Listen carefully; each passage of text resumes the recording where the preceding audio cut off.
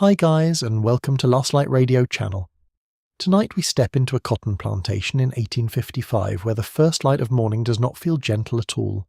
You stand in the dark before the sun arrives, with damp earth under your feet and a rough blanket's warmth already fading from your skin. The air smells of smoke, old wood, sweat, and the last traces of yesterday's supper. Somewhere nearby, a baby fusses, a rooster cries out, and a bell waits to turn human lives into counted labour. What does it feel like to wake inside a world where even your breath seems timed by someone else's profit? What do you hold on to when almost everything has been taken, named, and priced? So, before you settle into the story, take a moment to like the video and subscribe. And while you're here, comment below with your location and local time. Now, dim the lights and let yourself enter the grey hour before dawn, when the plantation is still half asleep and yet already tightening around you like a fist. You wake on a pallet stuffed with corn shucks that rustle every time you shift. The sound is dry and papery, almost cheerful if you did not know better. Your back disagrees with the optimism. It aches in a long, steady line from shoulders to hips, the kind of ache that never quite leaves. The cabin is dark except for a seam of weak light near the door. You can smell ashes in the hearth, damp boards in the wall, and the sour scent of too many bodies sharing too little air. The cabin itself is small, usually one room, built fast and cheaply because comfort is not part of the calculation. Logs or rough planks form the walls. Cracks let in winter wind and summer insects with equal enthusiasm. Dirt floors are common. Some cabins have chimneys that smoke badly. Some barely deserve the name. Enslavers like to boast that housing was provided, which is a little like bragging that rain is free. You're given shelter, yes, but only enough to keep labour alive, around you. People rise carefully. Every movement has practice in it. Someone pulls on a coarse shirt that scratches the skin. Someone else ties a headcloth with sleepy fingers. A child curls closer to a mother for one last moment of warmth. There is no slow start here, no lingering under covers while deciding whether to face the day. The day has already chosen you. Outside, the plantation begins to stir in layers. First the low animal sounds, horses stamp, mules snort, pigs root and complain.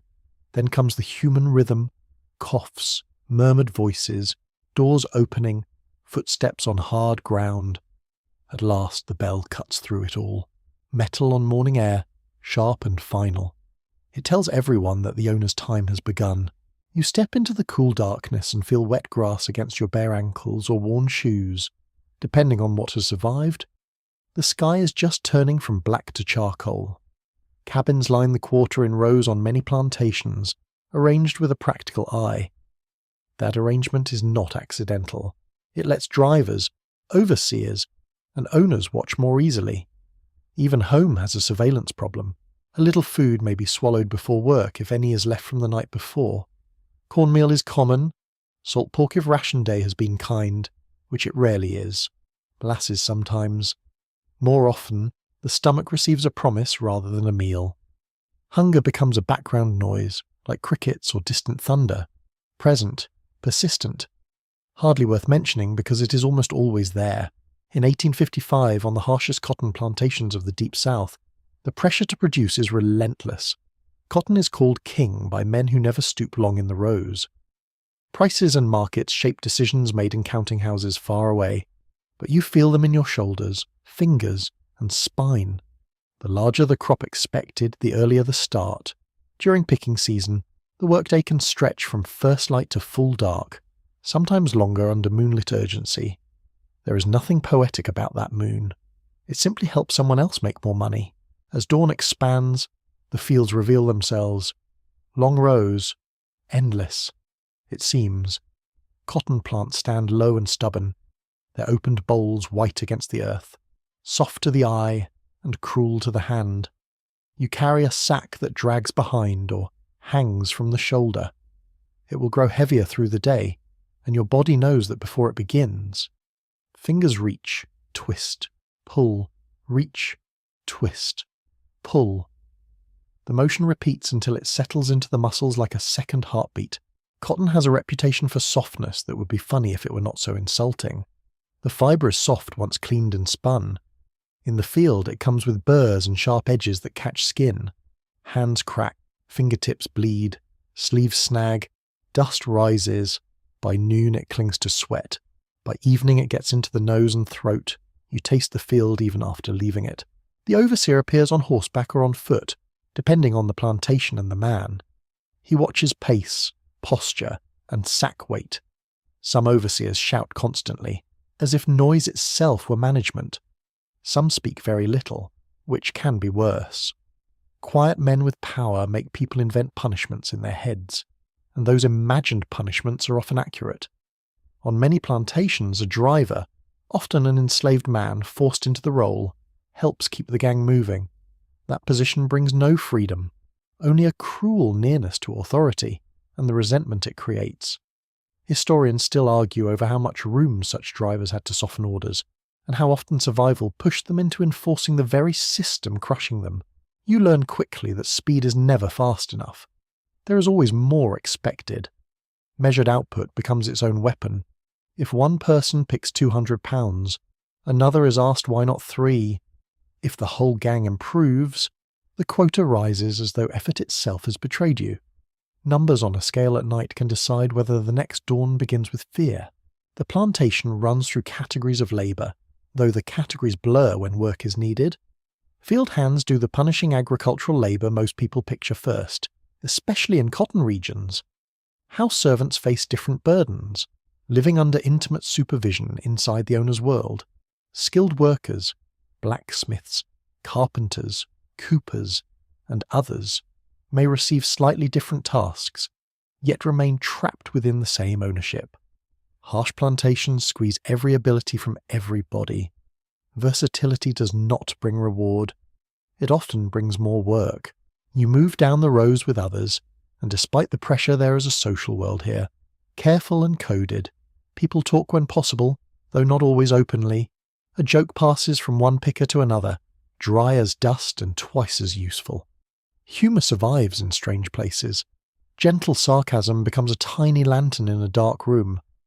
An older woman mutters that the cotton seems to grow faster than people can pick it, which feels like exactly the kind of agricultural miracle nobody asked for. Someone nearby almost smiles. Almost, the soundscape shifts with the sun. Birds at the edges of the field, insects rising with the heat, the scrape of sacks, the low thud of footsteps, calls from the overseer. Sometimes singing begins, though not always in the sentimental way later generations imagined.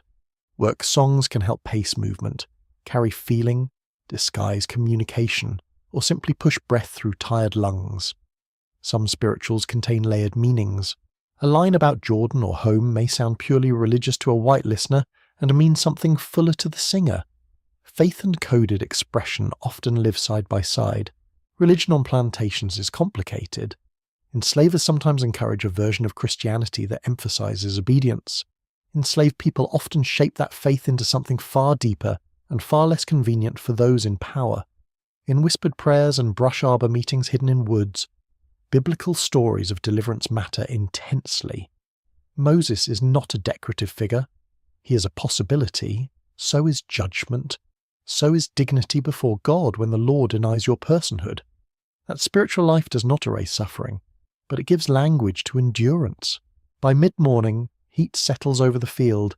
Even in cooler months, the labour warms the body quickly. In summer it can feel punishing by sunrise. Sweat gathers under collars, along the back, inside shoes. Sun presses down. Gnats hover at the face. Your shoulders burn. Your hands repeat the same motion until they seem to belong to the crop rather than to you. This is where the plantation wants you, reduced to function. Yet even here, individuality persists in stubborn details. A woman ties her scarf in a particular style learned from family memory. A man hums a rhythm his mother once used while cooking. Someone carries a charm, a root, a scrap of cloth, or a whispered phrase meant to protect. Scholars continue to debate how much West and Central African spiritual practice survived in direct form on specific plantations, but many traces remained in healing customs, burial traditions, naming patterns, music, and beliefs about signs, dreams, and unseen forces. Culture bends. It does not vanish as easily as enslavers hoped. At midday there may be a brief break, though on the harshest plantations it is often very short.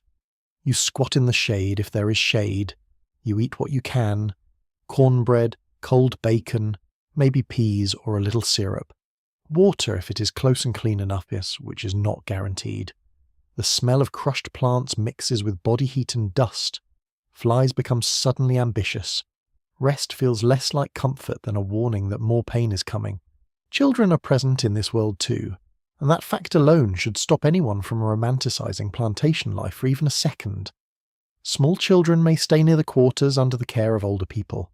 Once old enough, many begin tasks early, carrying water, minding younger children, chasing birds from crops, gathering kindling, or learning field labour by degrees. There is no protected frontier called childhood here. It narrows fast. You look across the plantation and see how the physical layout reflects power.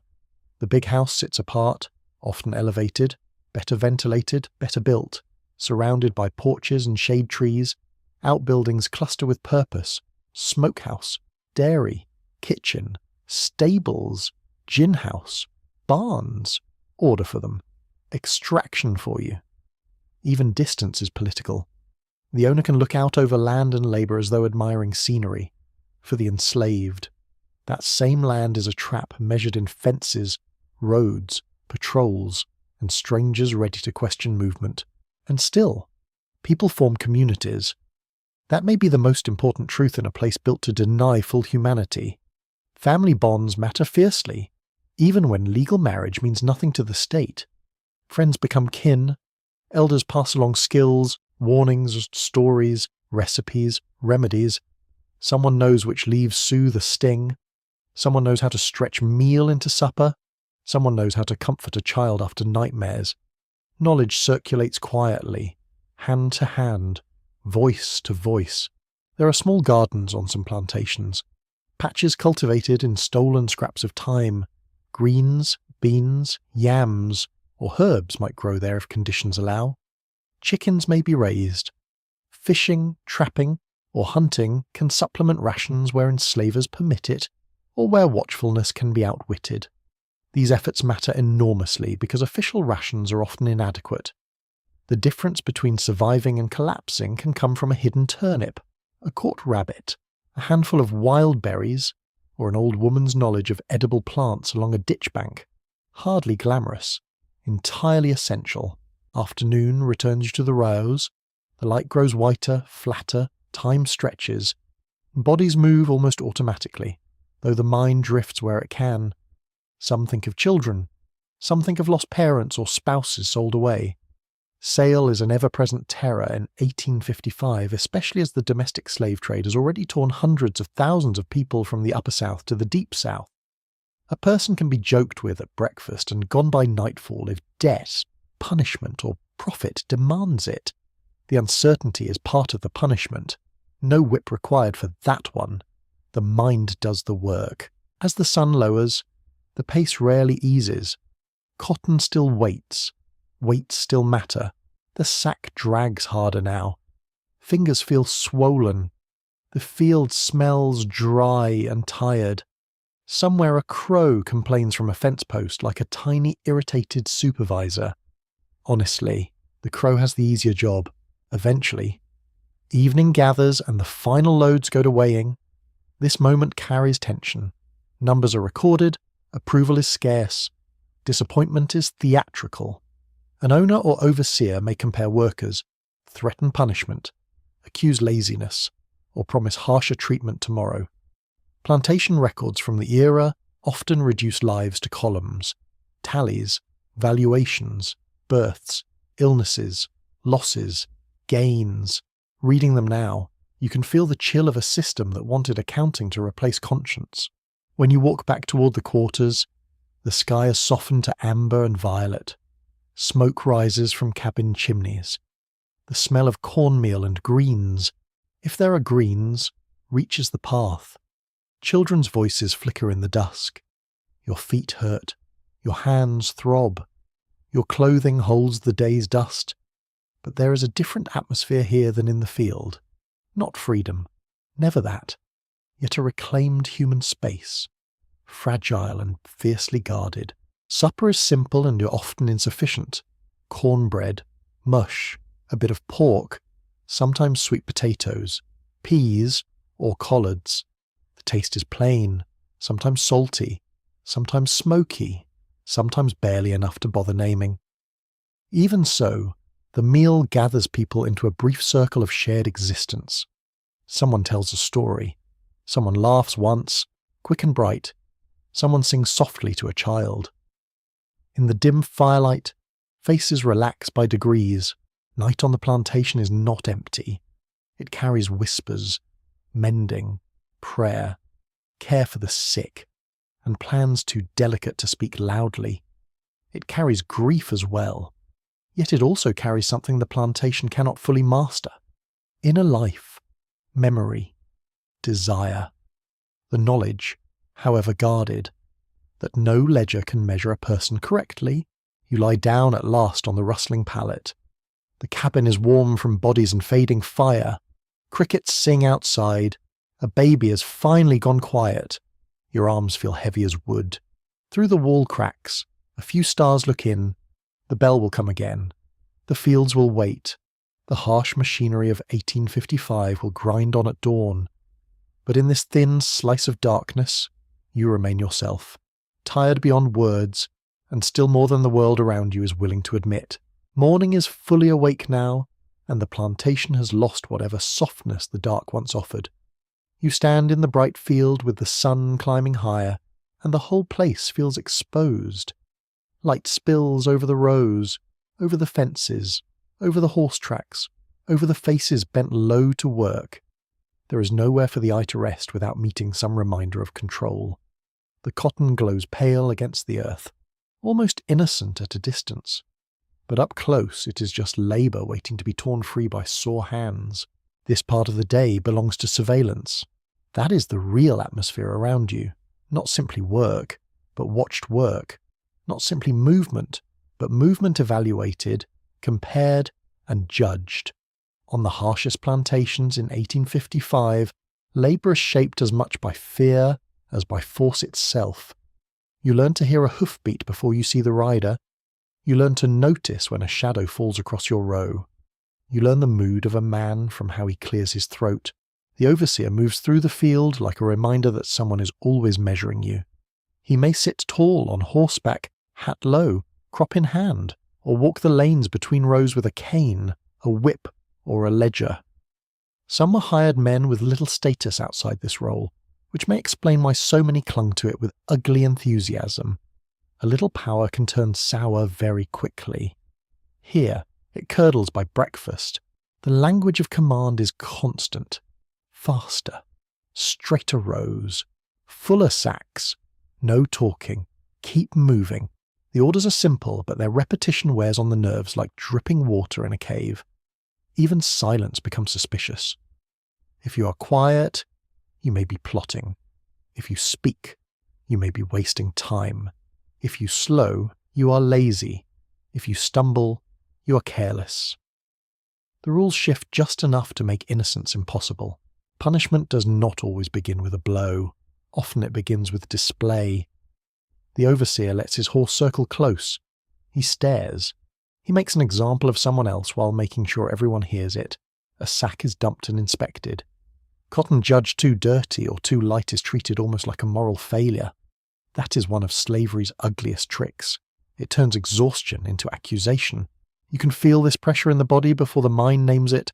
The back tightens, the jaw sets, breathing shortens, hands rush and make mistakes. A thorn catches the skin because you tried to move faster than your fingers could manage. The pain is small, but the fear around it is large. A dropped bowl, a torn stalk, a pause too long under the sun. Each one can attract attention, and attention on a plantation is rarely a blessing. On many large plantations, the gang labour system dominates the day.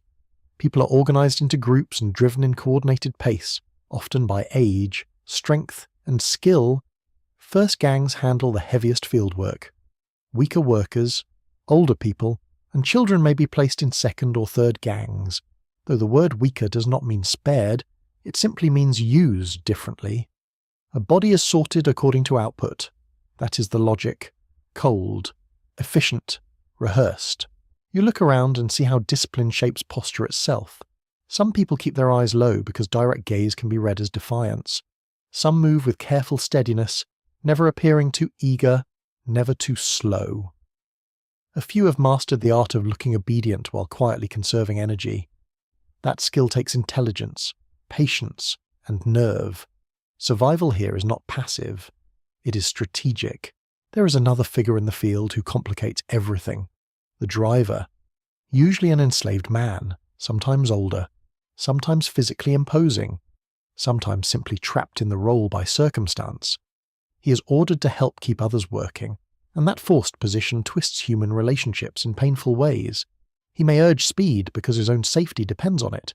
He may soften a warning when he can. He may become harsh. He may be hated. He may hate himself. Scholars still debate how often drivers acted with meaningful choice, because choice under slavery is never clean or ordinary. It is limited, dangerous, and tangled in coercion. The work continues under this atmosphere of constant appraisal. Cotton picking requires rhythm, but surveillance disrupts rhythm. You reach, pull, clear lint from the burr, shift your sack, step forward, repeat. Then a voice cuts across the rows. Then someone is scolded. Then the horse passes close enough for you to smell leather, sweat, and animal heat. Then the pace changes again. The field becomes not just a workplace but a theatre of authority, with every body assigned a role and every error made public. Harsh plantations rely on unpredictability as a form of discipline. A person never quite knows what will be punished most sharply today. Talking might draw anger in the morning, while a slightly underfilled sack may matter more by afternoon. One overseer might rage loudly, another might store grievances and punish later, which can be worse because dread has time to grow. You cannot settle into stable rules when the rules themselves are tools of control. Physical punishment, when it comes, is designed to echo. The pain belongs to one person, but the message is aimed at many. A beating in sight of the field serves as management by spectacle. Plantation records and testimonies make clear that whipping was widespread, though its frequency varied from place to place and from person to person. Some enslavers preferred threats and calculated deprivation, while others used the lash readily and often. None of this makes one version humane. A cage with softer lighting is still a cage. There were other punishments too.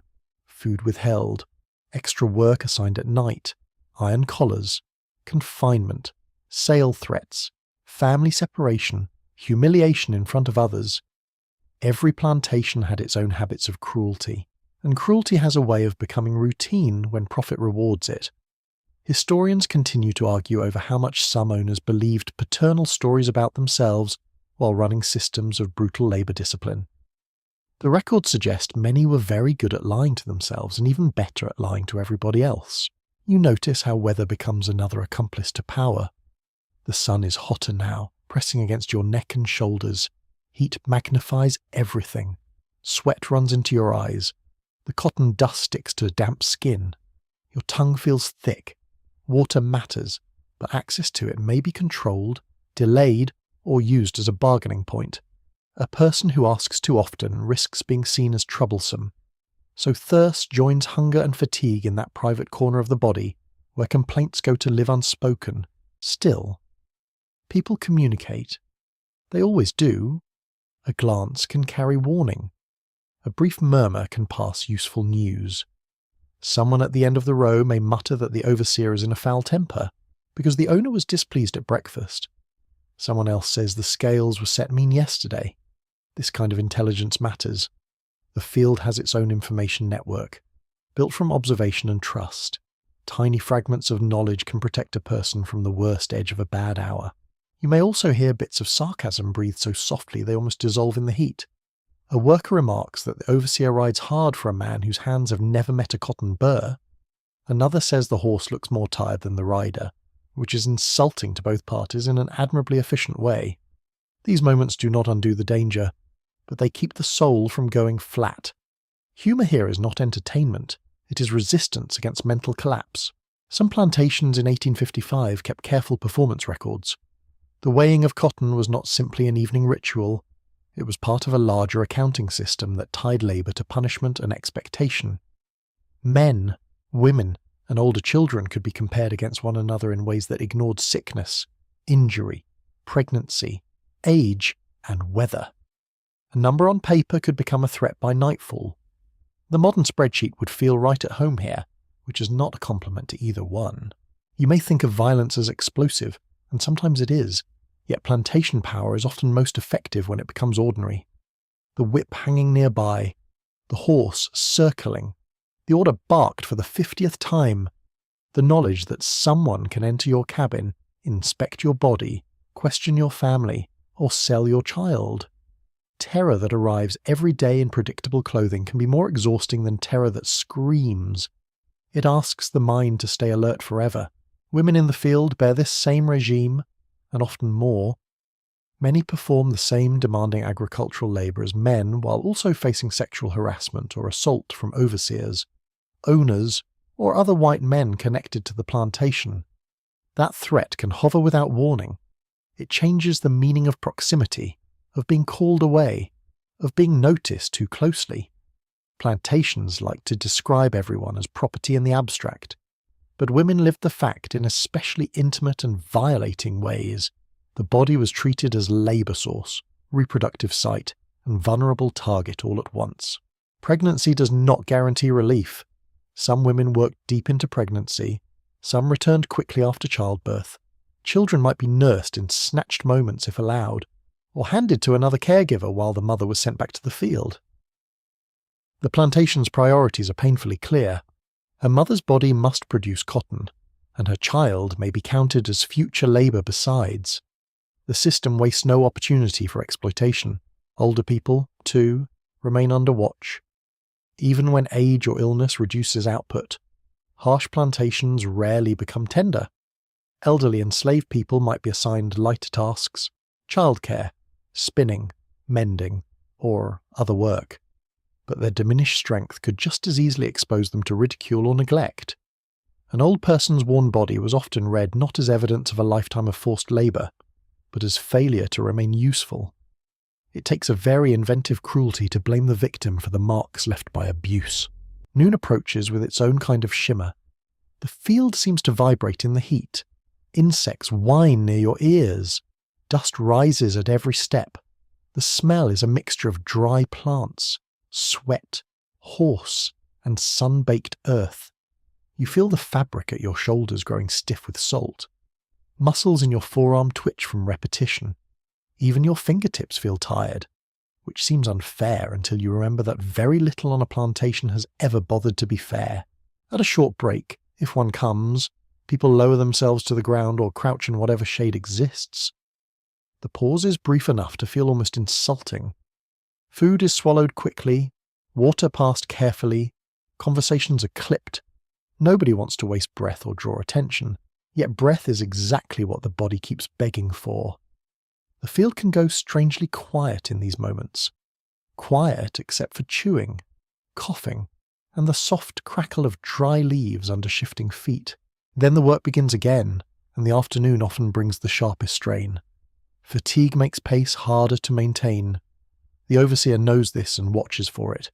He may ride behind the line to push lagging workers. He may select one person for criticism and keep returning to them, a cat with a favoured patch of sun. The goal is not only more labour, it is submission made visible, and yet complete submission never quite happens. That is one of the most important truths hidden inside this brutal scene. People adapt without surrendering inwardly. They develop layered speech, controlled expressions, and careful alliances. Some feign misunderstanding to buy a moment. Some protect others with distraction. Some carry information from one row to another through a song lyric, a pause, a hand motion, small acts. Yes, but slavery was built from daily domination, and daily domination naturally produced daily forms of resistance. A curious tidbit from plantation life appears in scattered recollections. Some overseers took absurd pride in judging cotton by sight and touch, as though they were artists of lint. They strutted around, discussing clean picking and proper handling with the solemnity of scholars defending a grand theory. Imagine devoting your whole personality to bullying people over plant fluff. The human capacity for self-importance is truly astonishing. By late afternoon, the whole field feels stretched thin. Tempers fray. Children sent on errands move warily. Drivers speak less. The horse's tail flicks at flies. Sunlight slants lower and turns harsh white into dusty gold. This would be a beautiful hour anywhere else. Here it is simply the hour when tired bodies are expected to perform as though tiredness were disobedience. When a person is called out, everyone hears it. When punishment is threatened, everyone stores the threat. When a worker falters and steadies again, those nearby notice. The field may seem vast, but attention travels quickly within it. A plantation depends on making examples, yet examples can teach more than fear. They can teach solidarity, caution, and the exact shape of danger. At last the long glare begins to weaken, though the pressure does not. Your sack pulls at your shoulder. Your hands are raw. The overseer still circles, still counting, still searching for the soft place where authority can press hardest. But even under that gaze, something in you remains uncounted. The system can command posture, pace, and labour. It cannot fully know the private mind moving beneath the bent back and tired hands. That hidden interior is dangerous to slavery precisely because it stays human, while slavery insists on the opposite. So you keep working under the hot sky, inside a world of orders, threats, and calculation, where every movement is watched and every pause interpreted. You breathe dust. You feel the sting of sweat in your eyes. You hear commands crack across the rows. And through it all, you understand a hard truth about plantation life in 1855. Violence is not only the moment of impact, it is the whole atmosphere, the constant nearness of punishment, the demand to fear before anything even happens. By the time evening finally loosens the field's grip, your body feels used up in careful layers. The hands sting first, then the shoulders, then the lower back, and finally the feet announce themselves with every step home. You leave the rows with cotton dust still clinging to your sleeves and neck. The air has cooled a little, but the relief is slight, almost teasing. Dusk drifts over the plantation in soft colours that do not match the hardness of the day. Smoke rises in wavering lines from cabin chimneys. Somewhere close by, a pot lid rattles. Somewhere farther off, a child cries with the exhausted intensity only children can manage. You walk toward the quarters, and the place that passes for home comes into view more clearly. This is not the grand house with its porch and shade trees. This is the space given to the people, whose labour keeps that grand house standing. The cabins are usually small, often one room, built cheaply and repaired only when neglect threatens property value. Rough logs, planks, clay chinking, patched roofs, leaning door frames, functional, barely, comfortable, not at all. The first thing you notice is how crowded everything feels. Cabins stand near each other because the land is not arranged for privacy. It is arranged for management. Families may share a single room. In some cases, people who are not kin must live together because space is short or because owners prefer convenience over basic human dignity. The walls do little to block sound, which means that every cough, prayer, quarrel, and lullaby slips into the night air. Privacy becomes a rare luxury, almost imaginary. Inside, the cabin holds the smells of life compressed into too little space. Smoke from the hearth settles into clothing and blankets. Damp wood gives off a sour sweetness after rainy weather. Cornmeal, grease, earth, sweat, and worn fabric mingle in the air. Sometimes medicinal herbs hang drying in a corner, adding sharper notes of mint, pine, camphor, or bitter root. The place is not clean in the way outsiders romanticize poverty as quaint simplicity. It is simply hard to keep tidy when water must be fetched. Time is scarce, tools are limited, and the day has already taken most of your strength.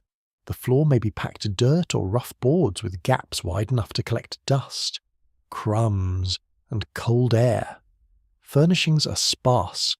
A few stools if someone has made them, a table if materials could be found, pegs for hanging clothes, bedsteads for some, but many sleep on pallets stuffed with straw, rags, leaves, or corn shucks. Those pallets shift and rustle at every turn. They flatten quickly. They are hard on the bones in winter and stifling in summer. Bedbugs and fleas are not rare guests. They are regular tenants. You lower yourself to sit, and even that simple motion feels like work. The skin at your palms is raw. Your nails hold dark crescents of field dirt.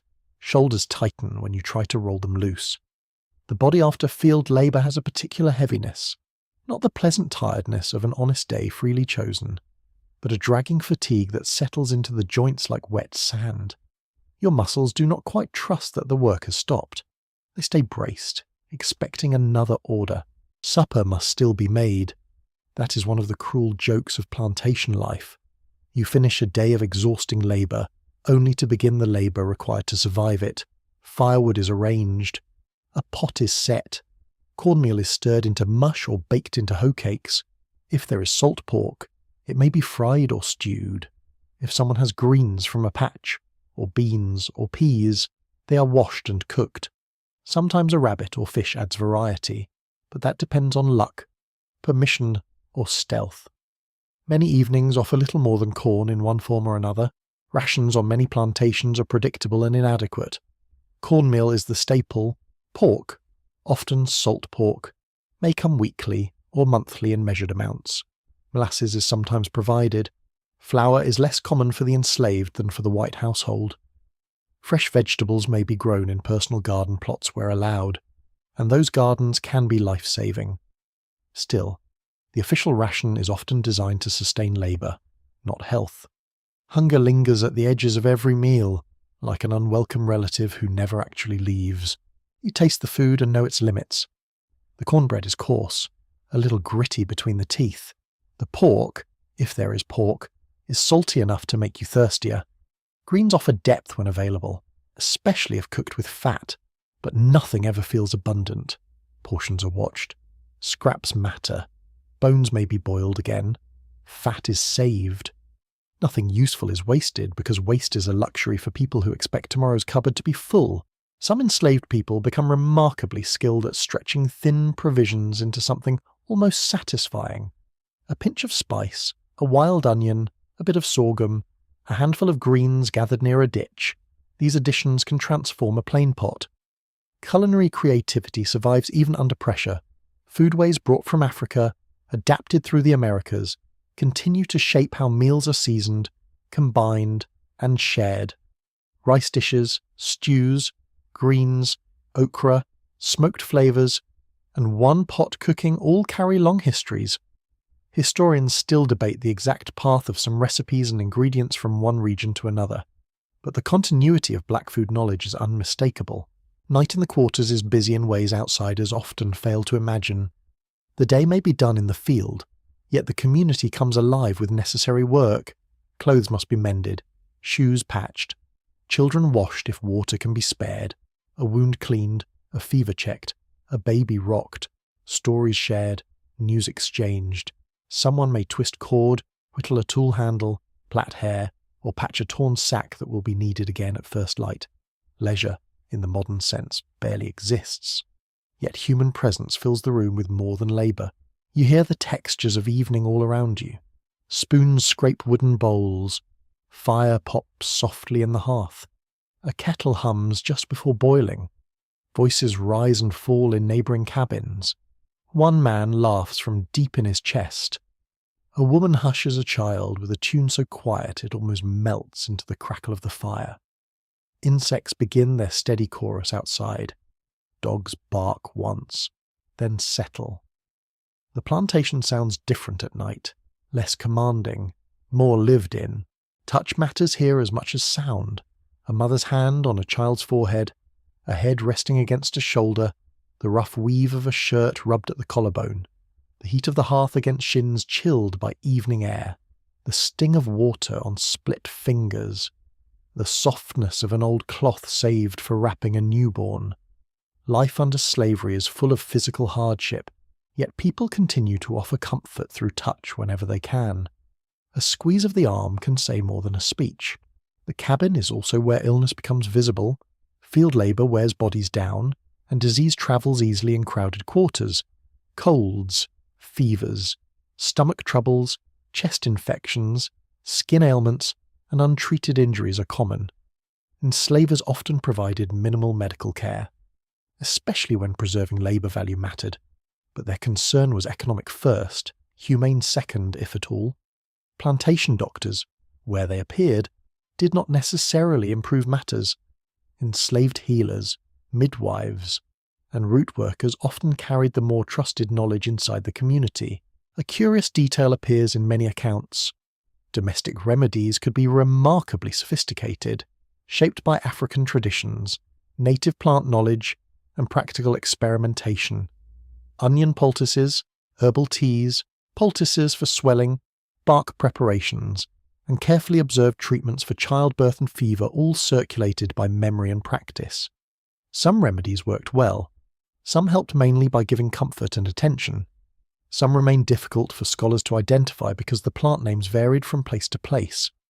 Knowledge was often spoken rather than written, and writing, of course, was itself restricted or forbidden for many. Children weave through this evening world with mixed energy. Some still have enough strength to play a little, chasing each other in the dirt, making games from almost nothing, a hoop, a stick, a rag ball, a rhyme. Children are brilliant at inventing joy out of scraps, and that fact is both lovely and heartbreaking. Others are too tired to do much more than lean against an older sibling or curl near the hearth. The smallest ones want holding. The older ones may already have chores of their own. Carry water and gather chips for kindling and watch the baby. Stir the pot. Women often bear the largest share of this nighttime labour, especially after a full day in the fields. They cook, mend, clean what can be cleaned, tend children, and care for the sick, all while dealing with their own exhaustion. The phrase double burden hardly covers it. In many cases it is a triple burden, because emotional caretaking is also demanded, though no one on the plantation would call it work. Yet it is work, invisible, essential, unending. Men's evenings vary by task, age, and health. But many also continue working after sunset. Some repair tools, some chop wood, some tend small garden plots by fading light. Some try to strengthen the cabin against wind or rain with whatever materials can be scavenged. Some sit in a silence so deep it seems almost audible, the body too emptied for talk. Silence in the quarters is not always peace. Sometimes it is simply fatigue wearing a different face. The threat of intrusion always remains. An owner, overseer, patrol, or white family member may enter the quarters. Call someone out, inspect, accuse, or disrupt. That possibility changes how people settle into the night. True rest requires safety, and safety is scarce. Even joy must often be measured. A gathering too lively can be questioned. A visit to another cabin can be restricted. Music may be permitted one night and condemned the next, depending on the mood of those in power. Rules blur just enough to keep everyone uneasy. Still, people visit. They carry bowls, bits of food, gossip, remedies, and concern from one cabin to another. Community survives through this circulation. An elderly woman may check on a new mother. A friend may offer a spoonful of molasses to a coughing child. A man with carpentry skills may fix a broken stool for neighbours. A teenager may rock a baby while the mother mends a shirt. These acts are ordinary, which is exactly what makes them remarkable. Slavery tries to isolate. Ordinary care quietly refuses, in some cabins. Songs rise after supper, not every night and not always loudly. A work song reshaped into something gentler, a lullaby. A ring-shout rhythm tapped softly by feet and hands. Music serves many purposes. It steadies grief. It gives children beauty. It keeps memory alive. It lets language stretch beyond what can safely be said. Some songs are devotional, some are playful, some contain sly humour at the expense of white authority, hidden in phrasing or tone. More than one slaver heard singing and assumed contentment, which may be one of the most foolish misreadings in American history. The cabin can also hold sorrow that has no audience. At night, when hands are briefly still, memories tend to arrive. A mother thinks of a daughter sold away. A husband wonders whether his wife on another plantation is safe. A child asks about a father too far away to visit. Separation shapes home life as much as togetherness does. Family ties persist fiercely, but the institution around them keeps threatening to cut them apart. That uncertainty sits in the room even when nobody names it aloud. Marriage among enslaved people is deeply meaningful within the community, even though the law refuses to protect it. Couples may jump the broom, exchange vows before family, or simply be recognized by custom and affection. Yet an owner can separate them without legal obstacle. That cruelty reaches into the smallest domestic details. Where do you sleep tonight? Who eats at your fire?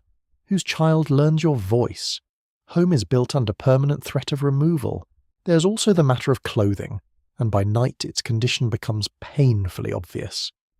Garments issued by owners are often coarse and few, wool in winter if one is lucky, Osnaburg or rough cotton in warmer months, cheap shoes that wear out quickly, headcloths, hats of poor quality, and little room for personal choice. Clothes are patched again and again, sleeves cut down for younger children, worn fabric turned inside out, then mended, then repurposed as bedding, rag, diapers or bandage. Nothing is simple because nothing can be replaced easily. The smells of the cabin change as the night deepens. Supper fades into the scent of banked coals, damp clothes dry slowly by the fire, warm bodies fill the room. In cold months, the air can feel heavy and close. In hot months, it turns sticky and restless. Mosquitoes find every gap in the wall. Winter drafts creep under blankets and through cracks. Summer heat sits on your chest like another weight. The cabin rarely meets the season kindly, and yet, despite all this, there are moments of unmistakable tenderness. A grandmother braids a child's hair with slow, patient fingers. A father tells an animal story that makes the room smile. A teenager, nearly asleep on a stool, keeps nodding awake because she promised to watch the baby for a while. Someone shares the last bit of food with a neighbour who has less. Someone saves a better blanket spot for an elder. Human generosity appears here again and again, not because circumstances encourage it, but because circumstances make it necessary. One fringe detail from plantation archaeology tells its own quiet story. Small personal objects sometimes turned up in and around cabins, beads, buttons, pierced coins, pottery fragments arranged with care, charms tucked beneath floors or near hearths. These items may have been decorative, practical, or spiritual. Historians do not always agree on their exact meanings. Some likely served as protective objects, part memory, part faith, part refusal to let identity dissolve into labour alone. The smallest thing can carry a whole life inside it. As the fire burns down, the cabin grows dim. The day's talk slows. Children slip into sleep one by one. A few adults remain awake, staring into the coals or whispering low enough that the walls almost keep the words. You lie back on the pallet and feel every bruise and strain reacquaint itself with the dark. Hunger has quieted but not vanished. The room is close, the blanket is rough. The sounds outside continue. Crickets, distant footsteps, a cough from the next cabin, the soft shift of someone turning over in sleep. This is home on one of the harshest plantations in 1855. Not safety, not ease, certainly not comfort in the full sense of the word, but home as made by the people inside it, through cooking, mending, tending, sharing, and enduring. The plantation gives them the cabin as a shelter for labour. They turn it, night after night, into a place where life can still gather around a fire and say, in 100 worn but stubborn ways, that it has not surrendered. The women around you rise before the sky is ready, and by full morning they have already lived several days inside one. That is what their labour can feel like on a harsh plantation in 1855. It begins in darkness and spreads outward into every part of life, touching the field, the cabin, the kitchen yard, the washpot, the cradle, and the body itself. If slavery is a machine, then women are made to stand inside more gears at once than anyone could call bearable. You watch them in the half-light before work, tying headcloths with practised fingers, coaxing a fire to life, lifting a sleepy child, swallowing a bite of cold bread, all before the bell or horn claims the morning. The air is damp and cool against the skin. Smoke settles low and catches in the throat. A pot rattles softly. A baby gives a short, hungry cry. A woman shifts that child to her hip and stirs a pot with the other hand, because the day has no interest in doing one thing at a time. On many cotton plantations, women labour in the fields alongside men. That is one of the central realities people often try to blur with sentimental nonsense. There is no soft exemption granted because someone is female. A woman may hoe, plant, weed, pick, carry, bend, stoop, and drag a heavy sack through heat and dust for the same long hours, all while managing menstruation, pregnancy, nursing, illness, or the strain of childbirth recovery. The field is not impressed by any of this. Neither is the overseer. You can see the work in the body before the day is half done.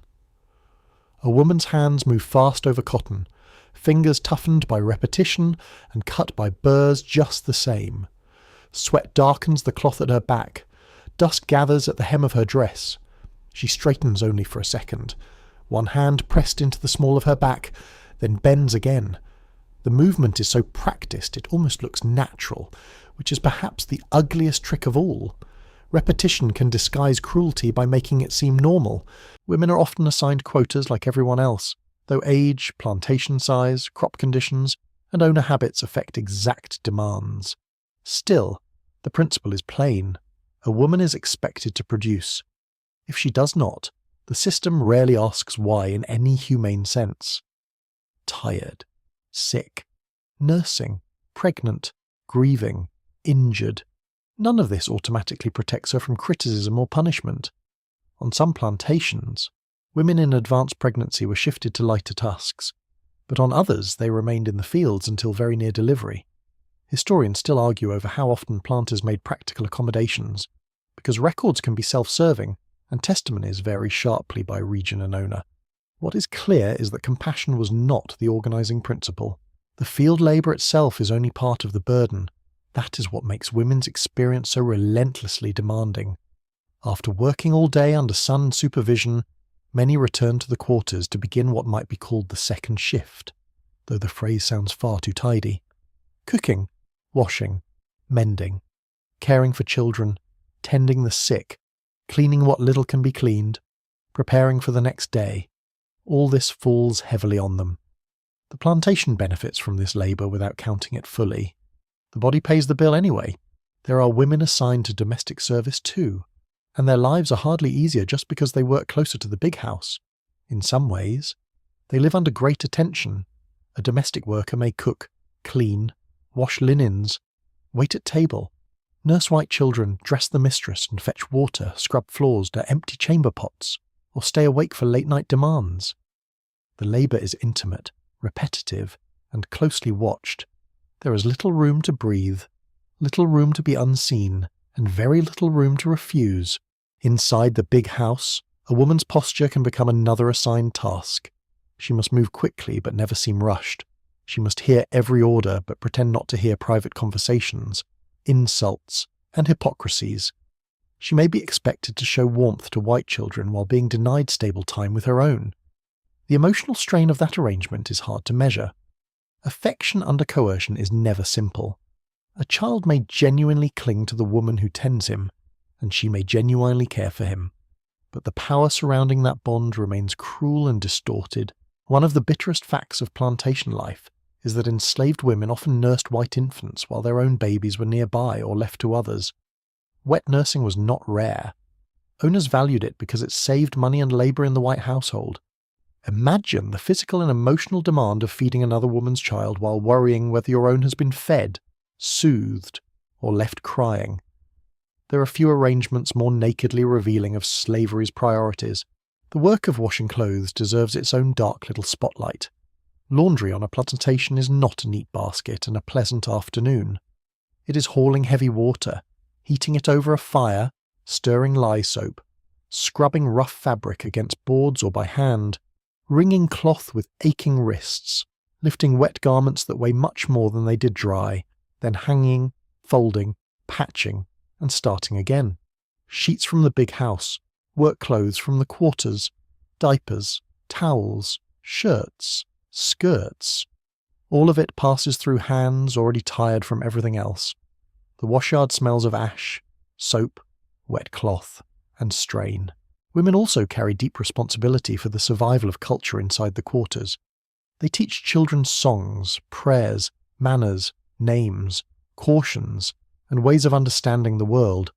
They pass down recipes, remedies, stories, and habits of care. They know how to stretch a ration, how to treat a cough, how to braid hair, how to soothe a fever, how to bury grief under enough steadiness to get supper on the fire.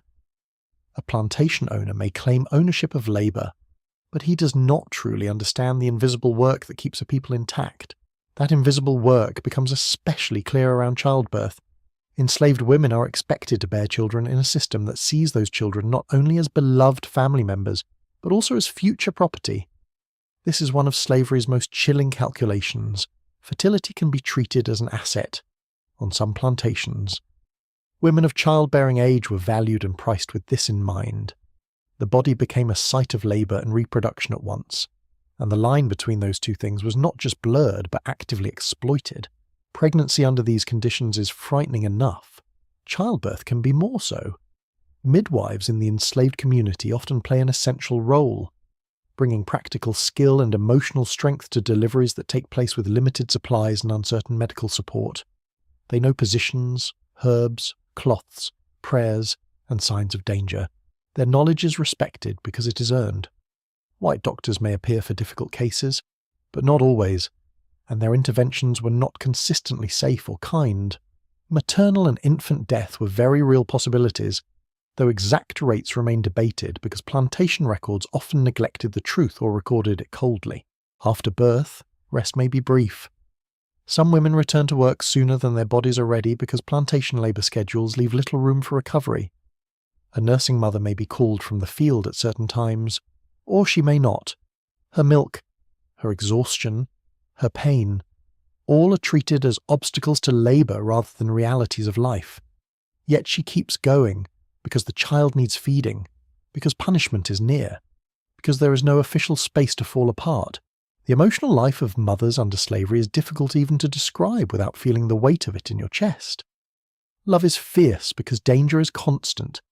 Every child is vulnerable to sale, sickness, punishment, and hunger. Mothers teach caution early. Do not wander. Do not speak too freely near white ears. Do not trust every smile. Stay close. Listen. Children learn from the tone as much as the words. Safety becomes a language of its own. Women who are not mothers still shoulder extensive care work. An aunt, grandmother, older sister, neighbour, or friend may help raise children, share food, watch the sick, and hold the fabric of daily life together. Kinship extends beyond legal family because legal family offers so little protection here. Fictive kin, chosen ties, neighbourhood bonds, these relationships matter immensely. A child may belong to an entire circle of women when necessity demands it. There is another burden that must be spoken plainly. Enslaved women lived under persistent threat of sexual violence from owners. Overseers, white sons, visitors, and others who moved through the plantation world with power. This threat shaped daily life even when no one named it aloud. A summons to the house, a lingering glance, a command to stay late, a forced isolation from others, all could signal danger. Women developed strategies to avoid attention when possible, but avoidance had limits in a system where refusal itself could be punished. This violence left wounds that were physical, emotional, and social. It could create pregnancies that carried their own terrible complexities. It could strain relationships inside the enslaved community, not because the women were at fault, but because coercion poisons everything it touches. Some owners tried to hide their abuses behind hypocrisy. Some mistresses turned anger toward the enslaved women rather than toward the white men responsible. That particular moral failure appears so often in the record that it starts to seem almost structural. And yet women continued to build lives, friendships, humour, and forms of dignity in the middle of all this. They teased one another, shared gossip, laughed at foolishness, exchanged beauty tips, borrowed cloth, and admired a cleverly tied head wrap or a well-sewn dress. Style mattered. Appearance could be a small assertion of selfhood, a bright kerchief, polished shoes on Sunday, earrings fashioned from modest materials, neatly braided hair. These were not trivial things, they were declarations that a person remained a person. Hair, especially, carried practical and cultural meaning. It had to be managed for work, but it could also express identity, age, taste, and care. Braiding sessions became moments of touch, conversation, and continuity. Fingers moved through hair while stories moved through the room. Some hairstyles carried echoes of African traditions, though exact lineages are often difficult to trace because slavery disrupted so much and records rarely care to note such detail. Even so, the act itself mattered. Grooming could be tender, social, and quietly restorative. Women also helped sustain spiritual life. They led prayers, sang in praise meetings, interpreted signs, kept up ritual habits, and offered the sort of advice that sits halfway between theology and common sense. Their religion was not only doctrine, it was practice in the broadest sense. Feed this child, bury this sorrow, trust that justice is larger than the plantation. Keep moving. Many women became moral anchors in their communities, not because anyone handed them titles, but because everyone knew where steadiness lived. A quirky detail from some plantation accounts reveals how much white observers missed. They often described women in the quarters as loud, cheerful, or bustling in ways that made them sound naturally suited to endless labour. What those observers were often seeing was expertise under pressure. A woman moving quickly through 10 tasks at once was not born for servitude. She was highly skilled at surviving an impossible workload without letting the household collapse. There is a difference. A large one. You can sense that expertise everywhere in the evening. One woman salts greens while rocking a cradle with her foot. Another patches a shirt in the doorway where light lasts longest. Another checks a child's forehead, then kneads her own shoulder, then returns to stirring mush before it scorches. Their hands rarely rest. Their minds must track several needs at once. Who has eaten? Who is coughing? Which pot is nearly done? Whether tomorrow's dress is dry? Whether the baby can stay with an older girl while the field work begins? The physical toll accumulates over years. Bent backs, worn knees, chronic pain, reproductive complications, dental problems, scars from punishment, malnutrition, exhaustion that settles so deeply it begins to shape the face itself. Some women aged quickly under this regime. Others maintained a striking strength well into later life, which says more about their determination than about the kindness of the system. No plantation deserved credit for the resilience it forced people to display. Still, there were older women whose presence carried a kind of authority that even white power could not entirely erase within the quarters. Midwives, healers, seasoned cooks, women known for wisdom, women who had seen births, burials, marriages, sales, storms, and every variety of trouble. Younger people listened when they spoke. They knew where to find edible weeds in lean times. They knew which owner's promise meant nothing, which fever was dangerous, which sorrow would pass, and which one would sit with you for life.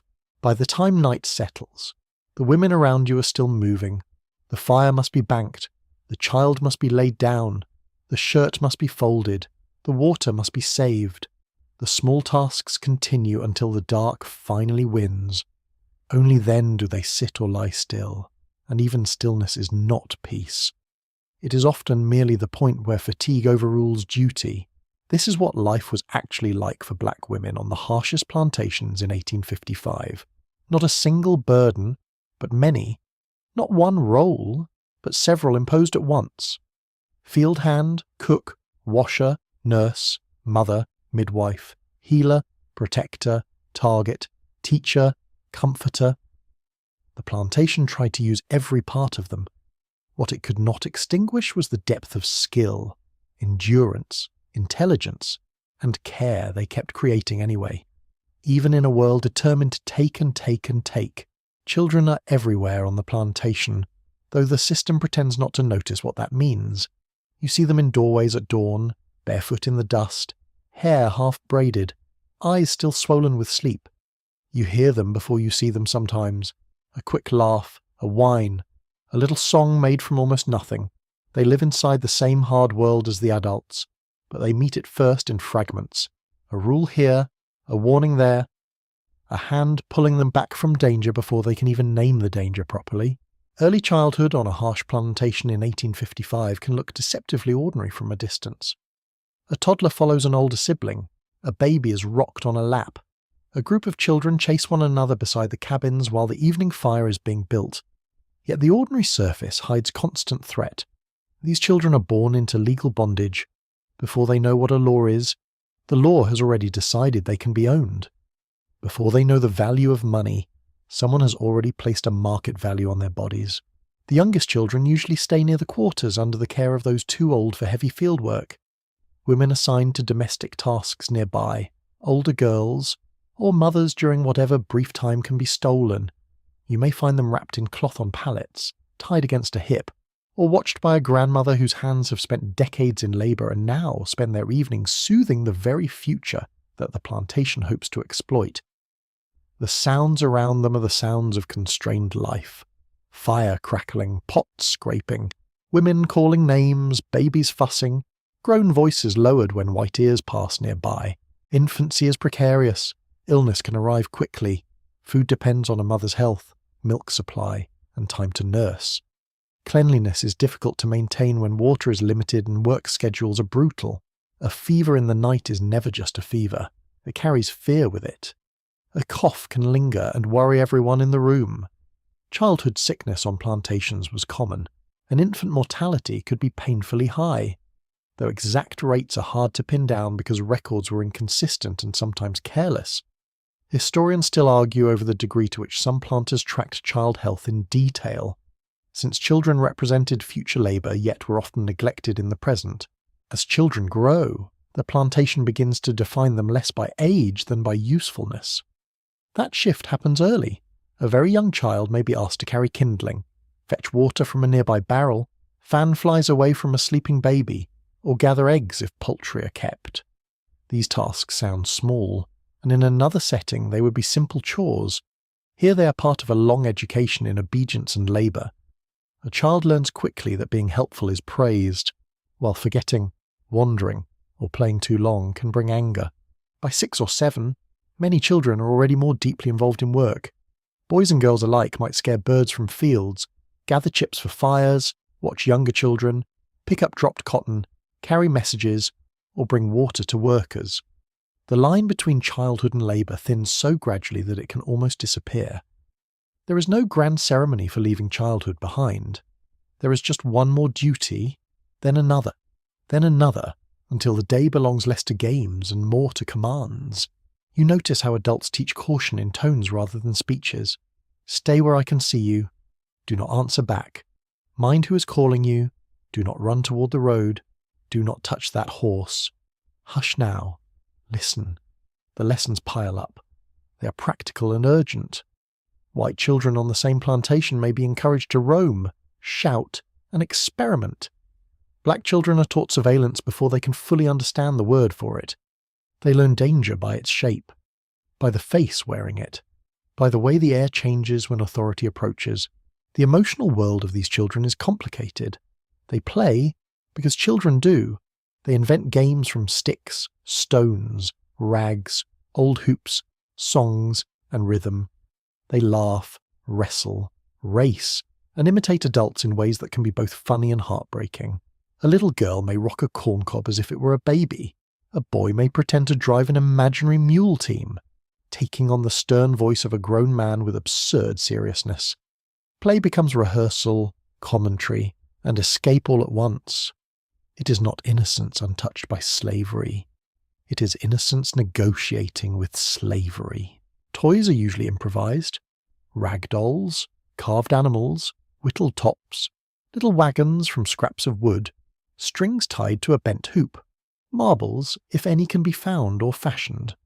Some archaeological digs at plantation sites have uncovered handmade playthings in cabin areas, small objects worn smooth by use, which reminds you that even in punishing circumstances, children still reach for delight. Someone cared enough to carve that shape. Someone watched a child smile at it. A tiny object can hold a surprising amount of tenderness. Older children take on more responsibility, especially girls. An older sister may carry a baby for long stretches, calm crying children, fetch water, help cook, and still face her own work expectations. Boys may be sent more often into errands involving animals, wood, or field support. Though these patterns vary from plantation to plantation, childhood under slavery is not only shorter than it should be, it is also heavily gendered early, with girls pushed toward caregiving and boys toward visible labour and physical discipline. Around the age of 10 or 12, many children are considered old enough for more serious field work. On some plantations, the transition begins earlier. At that point, the body is judged for strength, stamina, and potential. A child who once darted around the yard chasing chickens may now be expected to hoe, weed, plant, or pick cotton for long hours. Growth becomes a double-edged thing. Getting bigger brings skill and competence, but it also makes the child more valuable to the plantation as labour. In a brutal system, maturity itself feels dangerous. Schooling for enslaved children is sharply limited and often illegal if it involves literacy. In many southern states by 1855, teaching enslaved people to read and write was restricted or actively criminalized, especially after earlier rebellions had deepened white fear. That does not mean learning disappeared. Far from it.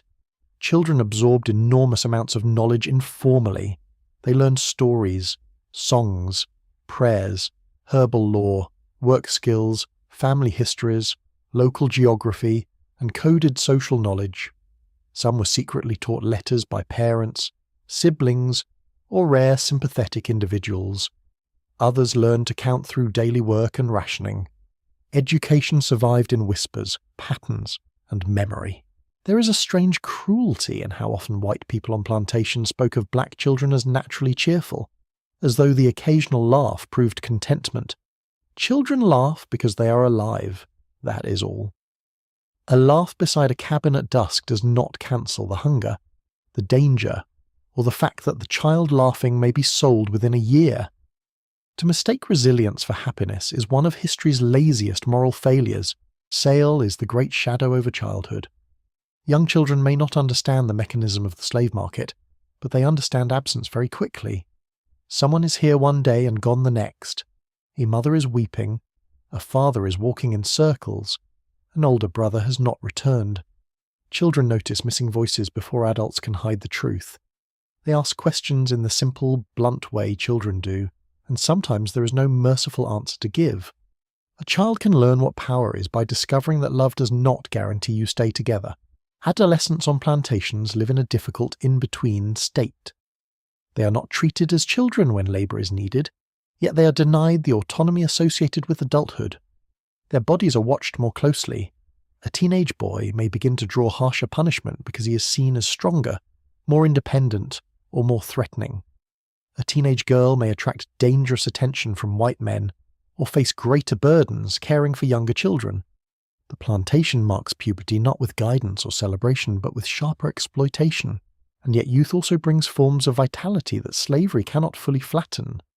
Teenagers make jokes, they flirt, they steal moments to talk by the water barrel or the edge of the yard. They sing louder than elders sometimes dare.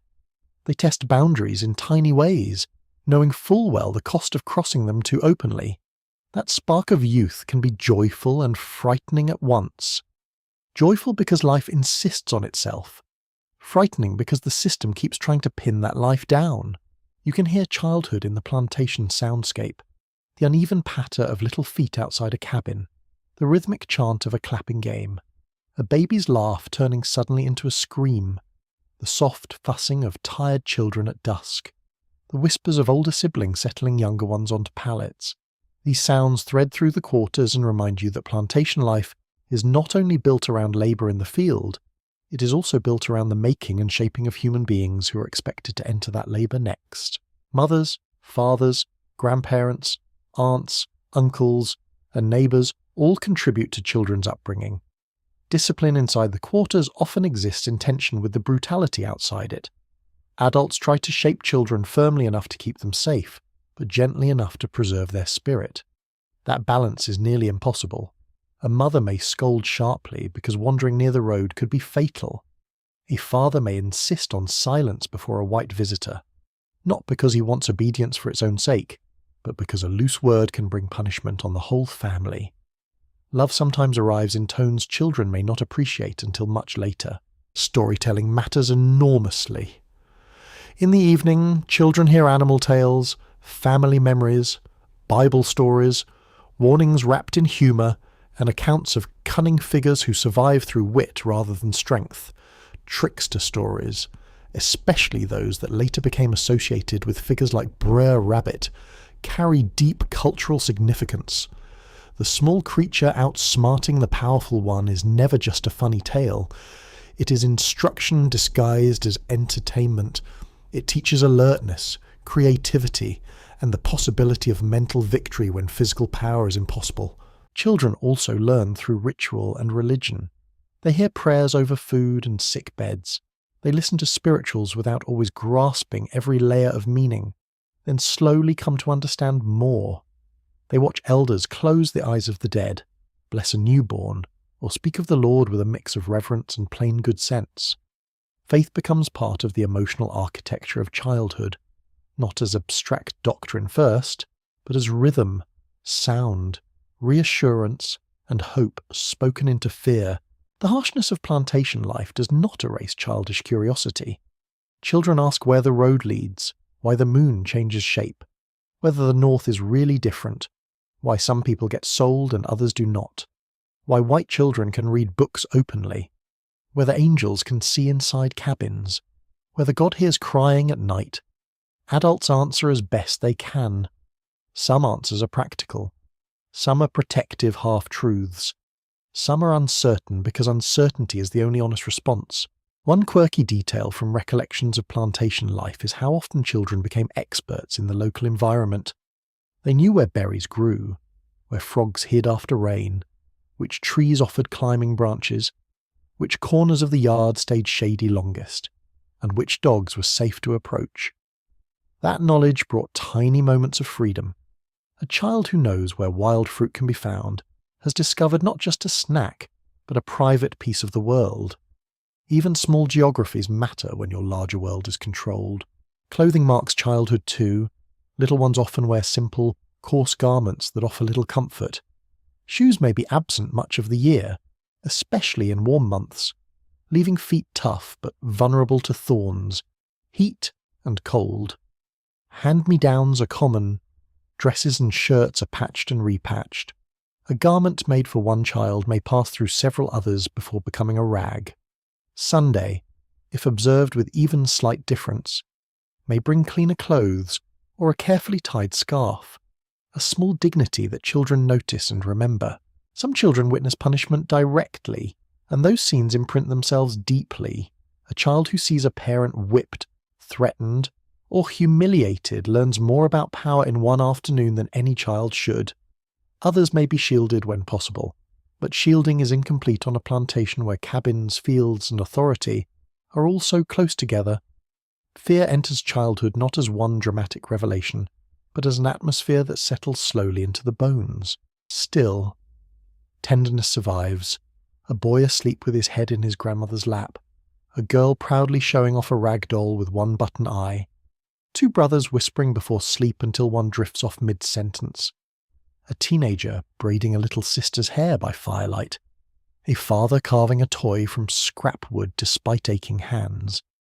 These scenes matter because they show what the plantation could never entirely own. It could command labour. It could threaten, punish, divide, and sell. But it could not prevent people from loving their children with fierce and ordinary devotion. That is what childhood actually looked like here in 1855. Not carefree, not protected, not free to unfold at its own pace.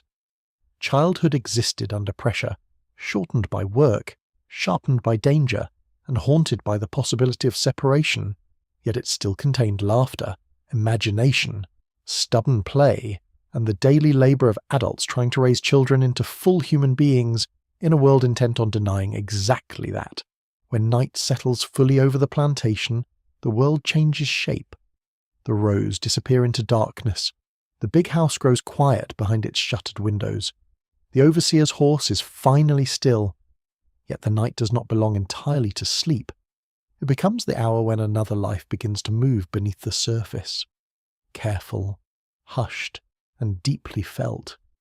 You can sense it in the way people step lightly between cabins, in the low murmur of voices near a doorway, in the faint rhythm of hands meeting hands somewhere beyond the edge of sight. Faith here is not decorative. It is not a pretty Sunday habit for men in polished boots. It is something carried in the body through heat, hunger, grief, punishment, and uncertainty. It has to be that strong because everything around it is trying to wear it down. For Black Americans on the Harshest Plantations in 1855, religion often becomes one of the few spaces where the soul can still stretch to its full size. Some slaveholders encourage religious instruction, but usually on terms that flatter power. They like sermons about obedience, patience, humility, and reward in heaven. They prefer a Christianity that keeps its eyes lowered and its hands busy. A white preacher or owner may gather enslaved people to hear selected passages read aloud, often emphasizing servants obeying masters and skipping quickly past anything too liberating. The message is clear enough. Be faithful. Be compliant. God likes order. Convenient. That. But faith rarely stays where power tries to place it. Enslaved people hear the Bible differently. They listen for Moses. They listen for Pharaoh. They listen for the Red Sea, for exile, for deliverance, for lions' dens and fiery furnaces and the stone rolled away. They do not miss the pattern. If God notices captives in Scripture, then perhaps God notices captives in the quarters too. That idea carries enormous force. Prayer may happen openly in a cabin before a meal or at the bedside of a sick child. It may also happen in the woods, away from the white gaze. Where people gather in secret or semi-secret meetings known in later memory as hush harbours or brush arbour meetings, the setting matters. Pine needles underfoot, damp earth, night insects singing, tree branches overhead, breath visible in cool weather, someone watching the path while others kneel. The atmosphere itself feels different there, less owned, less measured, even if danger remains near. At one of these gatherings, voices begin low. A prayer rises first, spoken in plain language, full of direct need. Help us through this night. Guard the children, strengthen the weak, carry the grieving, shame the wicked. Bring freedom in your own time. Then a song starts, maybe one voice alone, cracked with age or rich with steadiness. Others join in. The song moves in call and response, a structure with deep African roots that survives beautifully in the Black Atlantic world. One line called out, another taken up. The music gathers people together without requiring books or printed pages. Song is one of the clearest places where spiritual life and social strength meet. A spiritual can hold sorrow and hope in the same breath. It can steady the pace of a gathering, lift a tired mind, and carry meanings that white listeners do not always catch. A line about crossing Jordan may speak of heaven. It may also hint at escape, deliverance, or the dream of another place. A song about chariots, water, or home can operate on several levels at once. Historians still debate how often specific spirituals served as direct coded messages for escape in actual practice, because later memory sometimes made the code more systematic than the evidence supports. What is beyond doubt is that the songs held layered meanings and deep communal power. You hear the sound of feet on earth, perhaps not loud enough to attract notice, but enough to build rhythm. Some gatherings include ring shouts, where participants move in a circle with clapping, shuffling, singing, and spirit-filled intensity. The movement is controlled yet alive, repetitive yet expansive. Bodies that spent the day under command now move according to a different order. Not free in the legal sense, no, but spiritually animated in a way the plantation cannot properly interpret. The senses matter in these moments. The smell of pine resin, the warmth of bodies close together in cool night air, the soft grit of dirt beneath bare feet, the flicker of a hidden lantern or the silver wash of moonlight on leaves, a hand squeezing yours during prayer, the hush right after a song ends, when even the crickets seem to wait a second before starting again. These details make faith tangible. It is not just believed, it is felt. Women often anchor this religious life through song, prayer, healing, and practical moral authority. Men may preach or lead in some gatherings, but women's voices carry enormous weight. An older woman praying over a sick child, a mother singing a spiritual while rocking her baby, a grandmother reminding a young person that the Lord sees what the plantation denies. These acts shape the community as surely as any formal sermon. Religion is lived in kitchens, cabins, and doorways as much as in any hidden grove. Children absorb it too.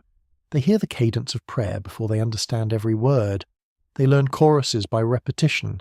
They watch adults close their eyes and sway or kneel or lift a hand. They see how spiritual language can soothe fear, name injustice, and make room for dignity. A child who cannot yet read scripture can still know that Pharaoh was bad news, and that Moses had excellent timing. The spiritual life of the quarters is closely tied to suffering, but it is not only about endurance, it is also about joy. That part matters. Joy here is not naive. It is hard-won and fully aware of danger.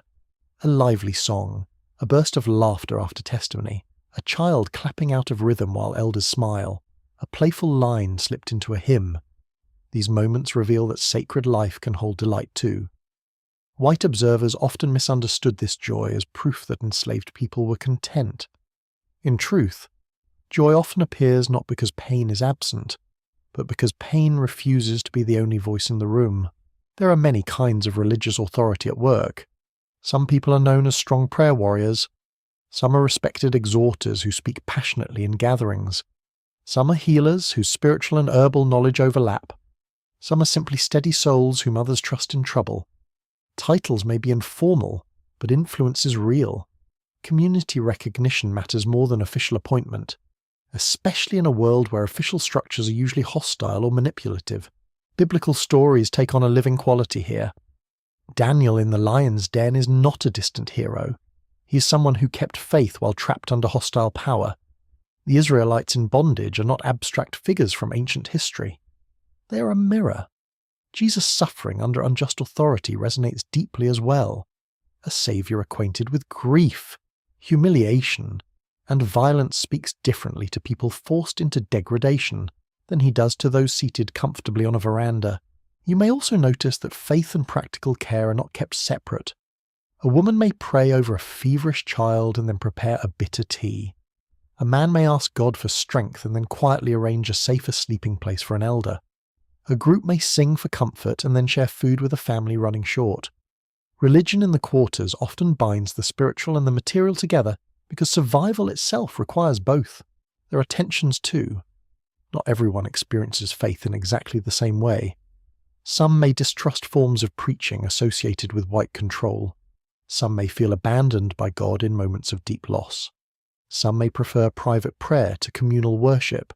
Others may carry traces of African spiritual systems alongside Christian language in ways that resist neat categories. The spiritual life of enslaved communities is rich and varied, not a single simple formula. Scholars continue to discuss how openly older African cosmologies remained in different regions by the mid-19th century. But most agree that elements persisted in music, ritual gestures, burial customs, dream interpretation, and ideas about spirit power. Burial practices reveal a great deal about this inner world. Death on the plantation is common enough to shape communal memory, yet never ordinary in the emotional sense. Funerals may include prayer, song, careful washing of the body, and meaningful handling of personal objects. Some communities place items with the dead or mark graves in ways carrying ancestral significance, though exact customs vary widely and are not always well documented. What remains constant is the refusal to let a person disappear without witness. Even where legal records are thin, memory insists on names. Night worship also offers a rare space for speech that would be dangerous elsewhere. In prayer and testimony, people can speak of burdens, injustice, longing, and hope with more freedom than daylight often allows. A line directed to God may also be heard by the community as commentary on the plantation. Lord, break the yoke. Lord, See the wicked. Lord, lead us through the waters. Nothing in these phrases is openly rebellious on paper. In feeling, they can be electric. Music deserves more than one glance because it carries so much. Spirituals are not performed for an audience in the modern sense. They are lived inside.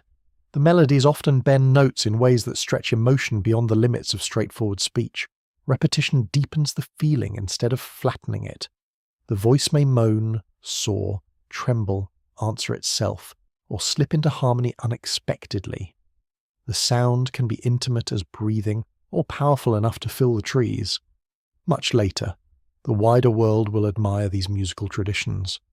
In 1855, they are still a source of survival long before they are treated as art. A curious detail appears in some accounts of secret prayer meetings. To muffle sound, participants sometimes placed pots upside down or damp cloths nearby, or met in hollows and secluded places where singing would carry less. Whether every memory on this point is exact remains uncertain, but the larger truth stands. People took real precautions. Worship itself could be seen as threatening when it happened outside white supervision. Because any independent gathering had the potential to strengthen solidarity, you also find that faith shapes time differently. The plantation measures time by bells, quotas, and seasons of labour. Spiritual life measures time by endurance, redemption, judgment, and promised release. That difference matters. One system says your worth is what you pick, lift, bear, and produce. The other says your worth precedes the field entirely and cannot be priced. The plantation insists on present bondage. Faith whispers of a scale larger than the plantation, where masters are not masters, and the last shall be first. No wonder owners found independent black worship unsettling. Sunday can offer a slightly altered rhythm if labour requirements are eased, though on harsh plantations even the Sabbath may not be fully free from chores. Still, the day can create a little room for gathered worship, cleaner clothing if possible, and meals prepared with extra care. People may visit, sing more openly, exchange news, and let the soul breathe in a way that weekday exhaustion often prevents. Even a partial Sabbath can feel like a widened doorway. Faith also undergirds resistance of a quieter kind. It teaches inward refusal. It keeps alive a moral vocabulary that slavery cannot fully corrupt. If you believe that God made you, sees you, and judges those who oppress you, then slavery's claim to define your whole identity is weakened, not erased, because the whip and sail block remain terribly real, but weakened. Spiritual dignity becomes a form of hidden armor. At the same time, religion can create deep emotional release. Some people cry while singing, some tremble in prayer, some fall silent and still. The body stores grief, and worship gives it a place to move. After days or years of guarded speech, a person may finally say aloud what the heart has been dragging around. Lord, I am tired. Lord, I miss my child. Lord, do not let me break. No formal theology degree required, just truth. By the end of a gathering of Mahasa, the songs soften, voices grow lower, a final prayer is spoken. People listen for movement beyond the trees before stepping back toward the cabins. The night air feels cooler now. Dew gathers on grass. The stars hang over the plantation as if no human boundary could reach them. For a few moments, you carry a different feeling in your chest. The labour system still exists. Dawn will come. Orders will return. Yet something has been strengthened in the dark. This is what faith, song, and hidden strength look like on the Harshest Plantations in 1855. Not simple comfort, not a pretty layer laid over suffering. It is a living in a world built in secret corners, pine woods, cabins, and tired bodies. It is prayer spoken through cracked lips. It is music carrying more than one meaning. It is the stubborn conviction that beneath the overseer's eye and beyond the owner's ledger, you are still known by a name no plantation invented and no plantation can finally erase. Love survives on the plantation in ways that are both ordinary and astonishing. You see it in a hand finding another hand after dark, in a bowl of food quietly saved for someone late from work, in a shirt patched with care, in a man standing outside a cabin just to hear the low voice of the woman inside. The setting is harsh, the rules are cruel, and yet affection keeps appearing anyway, stubborn as grass through a crack in stone. On the Harshest Plantations in 1855, love is never separate from risk. That is the first truth. A husband and wife may belong to the same owner, which offers some stability, or they may live on different plantations and only see each other at night, on Sundays, or whenever distance and control allow. A couple may be deeply devoted and still know that a debt, a whim, a punishment, or a market shift could tear them apart with almost no warning. Tenderness grows under a hanging blade. Courtship among enslaved people often happens in narrow spaces of time. A conversation by the water source, a few minutes after a prayer meeting, a walk between cabins under moonlight, a visit arranged with permission or carried out quietly when possible. Young people notice each other in the same ways humans always do, through voice, posture, humour, kindness, and the small spark of being seen. A young man may admire a woman singing, or the way she ties her headcloth, or the steadiness with which she cares for children not her own. A young woman may notice that a certain man works hard without swagger, that he can make her laugh, that he brings extra wood to an elder's cabin without announcing himself as a saint. Attraction remains wonderfully unimpressed by slavery's paperwork. Permission from owners might be required for formal visits, especially if a couple lived on different properties. Some enslavers tolerated such relationships if they seemed to promote stability or future births. Others interfered freely, refusing permission, shifting schedules, or ignoring the bond entirely. That is one of slavery's coldest habits. It forces the most intimate parts of a life to wait in line behind someone else's convenience. Marriage itself had no secure legal standing for enslaved people in the American South. The law did not protect these unions as binding in the way it protected white marriages. Yet within black communities, marriage was deeply meaningful. Couples pledged themselves before family, friends, elders, or in the presence of God. Some jumped the broom, some exchanged simple vows. Some began living as husband and wife through mutual commitment and community recognition rather than any formal ritual. The absence of legal protection did not make the bond less real. It made the surrounding world more dangerous. The broom ceremony, remembered in various black communities, carried symbolic power, even though historians debate how widespread or uniform the practice was across regions and periods. In some places it may have drawn on older customs from Britain, West Africa, or creolized local practice. In others it may have been less central than later memory suggests. What matters here is not a neat single origin story, but the broader truth that enslaved people created and maintained marriage traditions meaningful to them. Even when the law refused dignity, you can imagine an evening wedding in the quarters, a few neighbours gathered, cleanest clothes worn if possible, the smell of corn cakes and smoke in the air, someone speaking a prayer, someone else smiling through tears, the bride perhaps wearing a ribbon or borrowed beads, the groom standing a little straighter than usual, trying not to look too pleased with himself and failing beautifully. There is joy in that scene, real joy, but also a shared awareness that nothing around it is secure. Every blessing carries an asterisk written by the slave market. Family life inside the quarters is built from effort, discipline, patience, and improvisation. A mother cooks while a father mends a handle. Children crowd close on cool nights. Elders tell stories. Couples discuss food, illness, schedules, and worries in whispers after the children sleep. These moments would seem perfectly ordinary anywhere else. On the plantation, their ordinariness becomes precious because the system tries to deny black people the stable domestic life it loudly praises for whites. Parents invest enormous emotional energy in making home feel real for their children. They teach manners, share stories, correct behaviour, celebrate small milestones, and create rituals around meals, prayer, and bedtime when possible. A father may carve a toy. A mother may save a scrap of cloth for a child's head wrap. A grandmother may remember a birth date even if no official record values it. Families hold memory on purpose because memory is one of the few places the plantation cannot reach without invitation. But the sale of loved ones is the constant terror around all of this. The domestic slave trade had already moved vast numbers of enslaved people from the Upper South into the expanding cotton regions by 1855, And even within local markets, sale remained an ever-present threat. An owner in debt might sell a skilled man. A woman might be separated from her children. A teenager might be sold as punishment or profit. Sale is not just an event. It is a pressure that reshapes every affection under it. You see the effects in daily behaviour. A mother memorizes the shape of her child's face with a kind of urgency she never speaks aloud. A husband returning from a nearby plantation listens for any hint that his wife's owner may be planning a sale.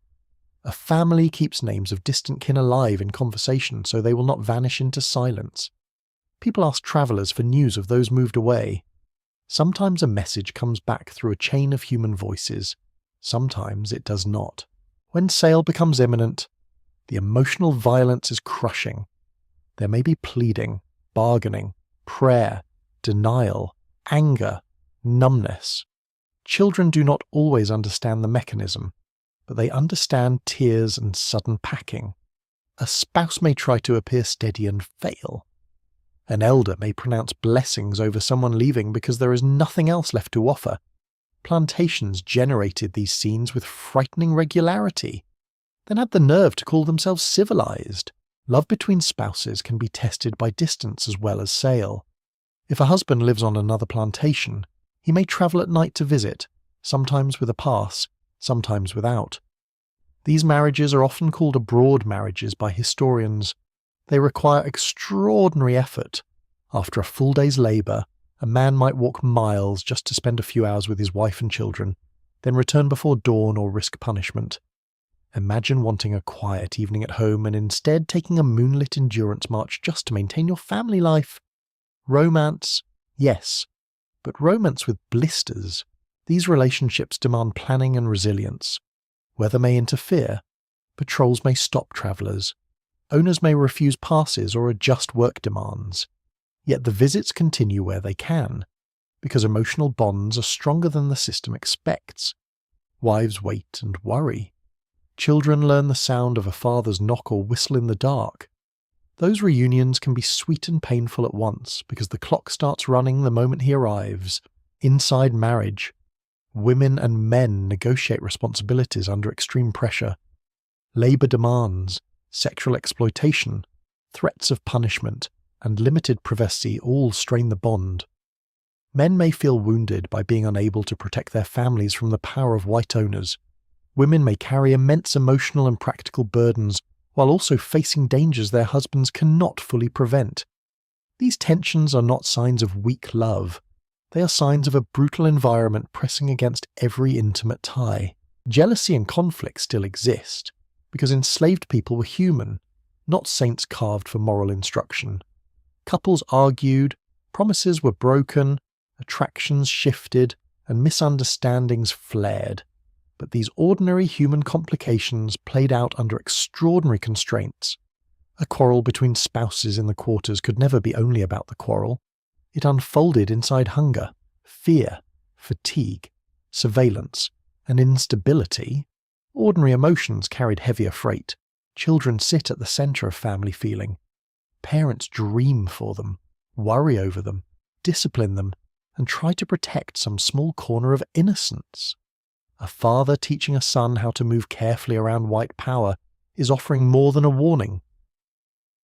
He's handing over a survival manual, a mother teaching a daughter to cook, sew, pray, and read moods is passing on armour disguised as domestic skill. Every lesson has weight because the stakes are so high. The naming of children can itself be meaningful. Names may honour kin, beloved figures, biblical characters, or older family connections. Some names carry memories across generations and regions, including traces of African naming patterns or adaptations shaped in the Americas. Scholars continue to discuss how much naming preserved direct ethnic memory in different communities by the mid-19th century, but there is little doubt that names mattered intensely. To name a child was to claim a moral relationship to that child beyond any owner's ledger entry. Grandparents and elders are vital to family life where they remain present. They tell stories, preserve memory, and help care for children while younger adults labour. An elder may be the keeper of family knowledge, the one who remembers where people came from, who was sold where, Which child resembles which absent aunt? Which hymn calmed which baby years ago? In a world built on forced forgetting, elders become living archives. You also notice how affection appears in practical gestures more often than in elaborate declarations. A woman saves the least worn blanket for her husband after a cold, wet day. A man trades part of his ration for something his child prefers. A sister braids her brother's hair before Sunday. A couple sits close in silence because there is no energy for long conversation. Yet the silence itself is companionship. Love on the plantation is often quiet, embodied, and unspectacular. That does not make it small, it makes it real. The white household sometimes intrudes grotesquely into black family life through selective rewards or punishments. A favoured house servant may be allowed to keep children close while another mother is denied that stability. A man judged troublesome may be hired out elsewhere. A woman may be promised she will not be sold if she remains compliant, a promise as flimsy as smoke. Owners like to imagine themselves as managers of black domestic life, deciding who could visit, marry, stay, or go. Their arrogance is hard to overstate. One painful absurdity of plantation ideology is that the same society that glorified family values among whites actively dismantled black families for profit. A slaveholder could praise Christian marriage at his own table and then sell a mother away from her nursing child. He could lecture about moral order while fathering children through coercion with enslaved women. The hypocrisy is so large it almost becomes architectural. You could build a plantation house out of it and still have boards left over. Still, hope persists in domestic rituals. Sunday meals, evening prayers, courtship songs, shared laughter, cradle songs, small wedding promises, and whispered plans all keep emotional life alive. A family may have almost no property, yet still possess a rich web of feeling and loyalty. This is one reason the system feared independent black community so much. Bonds between people created obligations and meanings that did not flow from white authority. There are moments of beauty here. A husband lifting his sleeping child from the doorstep without waking her. A young couple exchanging shy smiles at a gathering. An old pair sitting side by side with the weathered ease of years together. A mother humming while she untangles a daughter's hair. These scenes do not cancel the terror around them, but they do reveal a truth the plantation cannot erase. Black family life was not a weak imitation of white domesticity. It was a full human world of its own, built under assault and therefore all the more extraordinary. And there are moments of devastation that refuse soft phrasing. A child screaming as a parent is led away. A wife standing stunned after her husband is sold. A man returning for a visit only to learn his family has been moved. A mother sitting with a bundle of baby clothes that no longer have a child inside them because illness came faster than help. Love on the plantation meant opening the heart in a place that specialized in tearing things open, yet people kept doing it. They kept marrying, courting, nursing, comforting, naming, teaching, teasing, forgiving, and grieving. They built households from scraps of time and trust. They held one another close when possible. They carried absent relatives in memory when closeness was stolen. The institution of slavery tried to reduce black people to units of labor and reproduction. Love insisted on a different grammar entirely. That is what marriage and family actually looked like here in 1855. Not sentimental stability, and not emotional emptiness either. It was tenderness under threat, joy mixed with dread, vows made without legal shelter, children cherished in a market that could sell them, and domestic life held together by courage so ordinary it might almost be overlooked. Almost, but not quite. The plantation could end a visit, deny a pass, or break up a household. What it could not fully do was stop people from loving each other as if love itself were a form of truth stronger than ownership. Resistance on a harsh plantation in 1855 does not always look dramatic from a distance. There is no trumpet sound before it begins. No banner appears in the field. Most of the time, it arrives quietly, folded into the motions of daily life so neatly that only careful eyes can see it. A tool goes missing. A pace slows just enough to matter. A message passes from one cabin to another under cover of ordinary conversation. Someone learns a forbidden thing. Someone keeps a secret. Someone says yes with the mouth and no with the spirit. That, too, is resistance. The plantation depends on total control in theory. But in practice, total control is impossible. Owners and overseers can command labour, threaten punishment, and use violence to enforce obedience. Yet they cannot monitor every thought, every gesture, every relationship, every tiny choice made in a crowded quarter or a dark field. The system is always trying to close those gaps. Human beings are always reopening them. One of the most common forms of resistance is work slowing. This is not laziness, no matter what the overseer says. It is a calculated reclaiming of time, energy, and dignity in a system built to extract all three. A picker may move a little less quickly when the overseer turns the horse toward another row. A hoe may pause a second longer before biting the ground again. A group may settle into a pace that looks compliant enough to avoid immediate punishment, but still falls short of the owner's hungry fantasy. These slowdowns are dangerous because they live close to visibility, too obvious, and punishment follows, too subtle, and they change nothing. The art lies in the margin. Tools offer other opportunities, a handle loosens, a blade dulls sooner than expected, a harness strap fails, a basket needs mending again. A plough part goes missing in a place where many things can disappear into grass, mud, or forgetfulness. Sometimes breakage is genuine. Field labour destroys equipment. Sometimes it is helped along. Historians still argue over how widespread deliberate sabotage was in comparison with accidental wear, because plantation records often blame the enslaved for all damage, while first-hand testimony shows both carelessness by owners and quiet acts of interference. What is certain is that tools could become battlegrounds. The body itself could be used as a site of resistance. Feigned illness appears often in accounts of plantation life. A worker might exaggerate weakness, limp more heavily, cough more dramatically, or claim symptoms difficult to verify. This was risky, especially under suspicious overseers, but it could buy a few hours out of the field or lighten a task. The deeper truth is uncomfortable and almost absurd.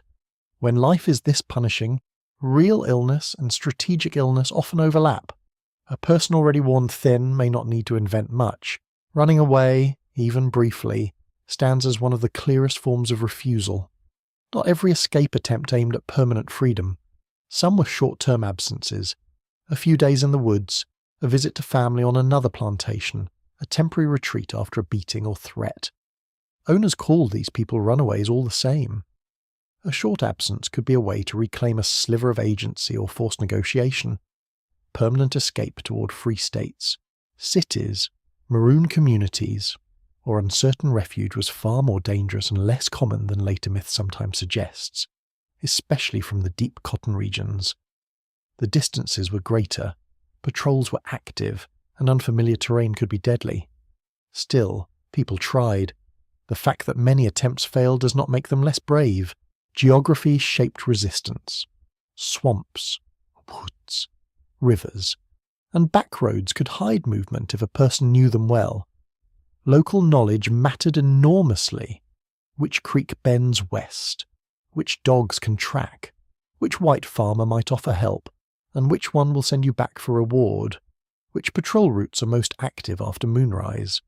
Children and older people sometimes knew the landscape with remarkable precision, turning memory of berries, paths, and water sources into practical knowledge far beyond childhood games. Forgery and passes became another quiet weapon. On plantations where movement required written permission, some enslaved people learned to imitate handwriting, borrow documents, alter dates, or carry passes from one person to another. Literacy restrictions existed partly because white society feared exactly this kind of independence. A written pass could turn a trapped person into a traveller for a night. The risk, of course, was immense. Discovery could bring brutal punishment. Yet the existence of forged passes tells you something important. The desire for movement was so strong that people taught themselves to exploit the paper walls of slavery. Secret learning belongs in this story too. Teaching an enslaved person to read or write was illegal or restricted in many parts of the South by 1855, but people learned anyway. A child might memorize letters from a Bible page glimpsed in the big house. A house servant might overhear spelling lessons. An older sibling might scratch words in dirt at night. A rare, sympathetic white person might teach in secret, though most literacy efforts came from within black communities themselves. Reading opened worlds beyond the plantation and threatened the whole structure precisely because it enlarged the mind's range. The exchange of information is itself a form of resistance. News travels along roads, river landings, kitchens, markets, prayer gatherings, and visits between plantations. Enslaved people learn about prices, elections, illness in the big house, rumours of sale, a neighbouring owner's death, a coming patrol, a possible escape route, and whispers of politics beyond the fields. Information is power in any society.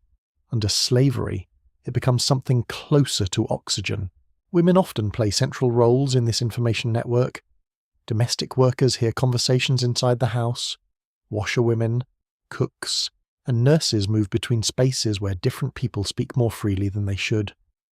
Women visiting other cabins pass news while carrying food, babies, or mending.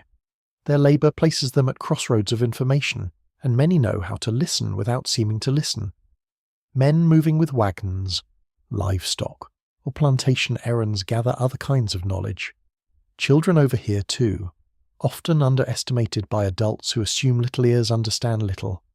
Little ears understand more than arrogant people think. Resistance can also be social and moral rather than overtly practical. Maintaining marriage bonds despite obstacles is a form of resistance. Keeping African-rooted naming habits, songs, healing practices, or burial customs alive is resistance. Raising children to know they belong to family and community rather than to an owner's moral universe is resistance. Every act that preserves selfhood against the plantation's definitions pushes back, even when it leaves no neat mark in an archive. Religious meetings belong here as well. A secret prayer gathering is not simply piety. It is an unsupervised assembly of enslaved people sharing feeling, interpretation, and solidarity. From the perspective of white power, that alone can be threatening. A community that sings together, prays together, and imagines justice together is harder to break into isolated units. No wonder some owners try to regulate worship so tightly. Poison occupies a shadowy place in the history of resistance. White Southerners feared it intensely and often accused enslaved people of using it, especially women working with food or medicine. Some accusations were surely paranoid fantasies rooted in white guilt and fear. Some likely reflected real incidents. The exact scale is difficult to determine because evidence is tangled in racist suspicion, coerced testimony, and sensational reporting. Historians continue to debate how often poisoning occurred as deliberate resistance versus how often it was imagined by a society already nervous about the violence it lived beside. That uncertainty matters. So does the fact that the fear itself reveals white anxiety about their dependence on the very people they oppressed. There is humour in resistance too, though it can be hard-edged. A worker might pretend not to understand an order that deserves misunderstanding. A woman may answer a mistress with perfect politeness, wrapped around a tiny barb too subtle to punish. Nicknames may circulate for owners and overseers that expose their vanity, greed, or foolishness. Satire thrives wherever power becomes ridiculous, and plantation authority often manage to be both terrifying and deeply absurd. Imagine riding around all day demanding obedience from exhausted people and still needing constant reassurance that you are important. It is almost pitiful. Almost. Clothing, appearance, and style can also carry a resistant meaning. A carefully tied head wrap, a hidden bead, a polished shoe saved for Sunday, or a garment repaired with pride says that the body is not merely a machine for labour. It has taste, it has memory, it has standards. The plantation sees cloth issued. The wearer creates personhood from it. Some enslaved people negotiated with owners in limited ways, leveraging skill, indispensability, or moments of white vulnerability to secure slightly better conditions, extra food, visits to family, or reduced punishment. These negotiations were not freedom, and they could collapse instantly. But they show that plantation life was not a simple script in which white power acted, and black people only received the action. Even within coercion, people assessed, bargained, manoeuvred, and tested weak points. Collective resistance was especially feared. White authorities worried about conspiracies, coordinated escapes, arson, and rebellion, and not without reason. The memory of earlier uprisings haunted the slave South. By 1855, after events like Nat Turner's rebellion in 1831, surveillance had tightened in many places. Patrols, literacy laws, restrictions on assembly, and suspicion of black preachers all reflected this fear. Large-scale revolt was difficult to organise under such scrutiny, but the fear it inspired reveals how insecure slaveholders were beneath their public confidence. Arson appears in some records and rumours as another method of resistance. Barns, gin houses, and outbuildings were vulnerable, especially in dry seasons. Fire could destroy property swiftly and terrify owners who understood how much of their wealth stood in wood, cloth, and stored crop. Yet again, evidence is uneven. Some fires were accidental, some were blamed on enslaved people without proof, some almost certainly were deliberate. The uncertainty itself tells you something about plantation society. It was always trying to read intent in smoke. Care for one another is perhaps the most overlooked form of resistance. Sharing food when rations fail, warning a neighbour about an overseer's mood, hiding someone briefly, watching a child so a mother can recover, tending wounds after punishment, passing along a route, a name, a skill, a prayer. These acts resist the plantation's desire to isolate people into separate units of labour. Solidarity is not decorative. It is structural. You can feel that solidarity in the quarters at night. A man returns from another cabin with news tucked into an ordinary remark. A woman quietly tells a younger girl never to go alone when called to a certain place. A teenager helps an elder patch a shirt because tomorrow's work does not pause for torn sleeves. Someone leaves a bit of food at a sick neighbour's door without asking for thanks. None of this looks dramatic enough for a monument. It deserves one anyway. Children learn resistance early, even if they do not yet call it that. They learn whom not to trust. They learn how to keep a secret. They learn the difference between what is said openly and what is meant privately. They learn that some truths are for the cabin and the woods, not for the yard within white hearing. This is a hard education, but it produces sharp minds. A society that tries to dominate every word often creates experts in layered speech. One quirky historical detail surfaces in occasional recollections. Some enslaved workers were said to sing in ways that subtly changed the pace of group labour, using rhythm either to coordinate slower movement or to communicate warning without obvious words.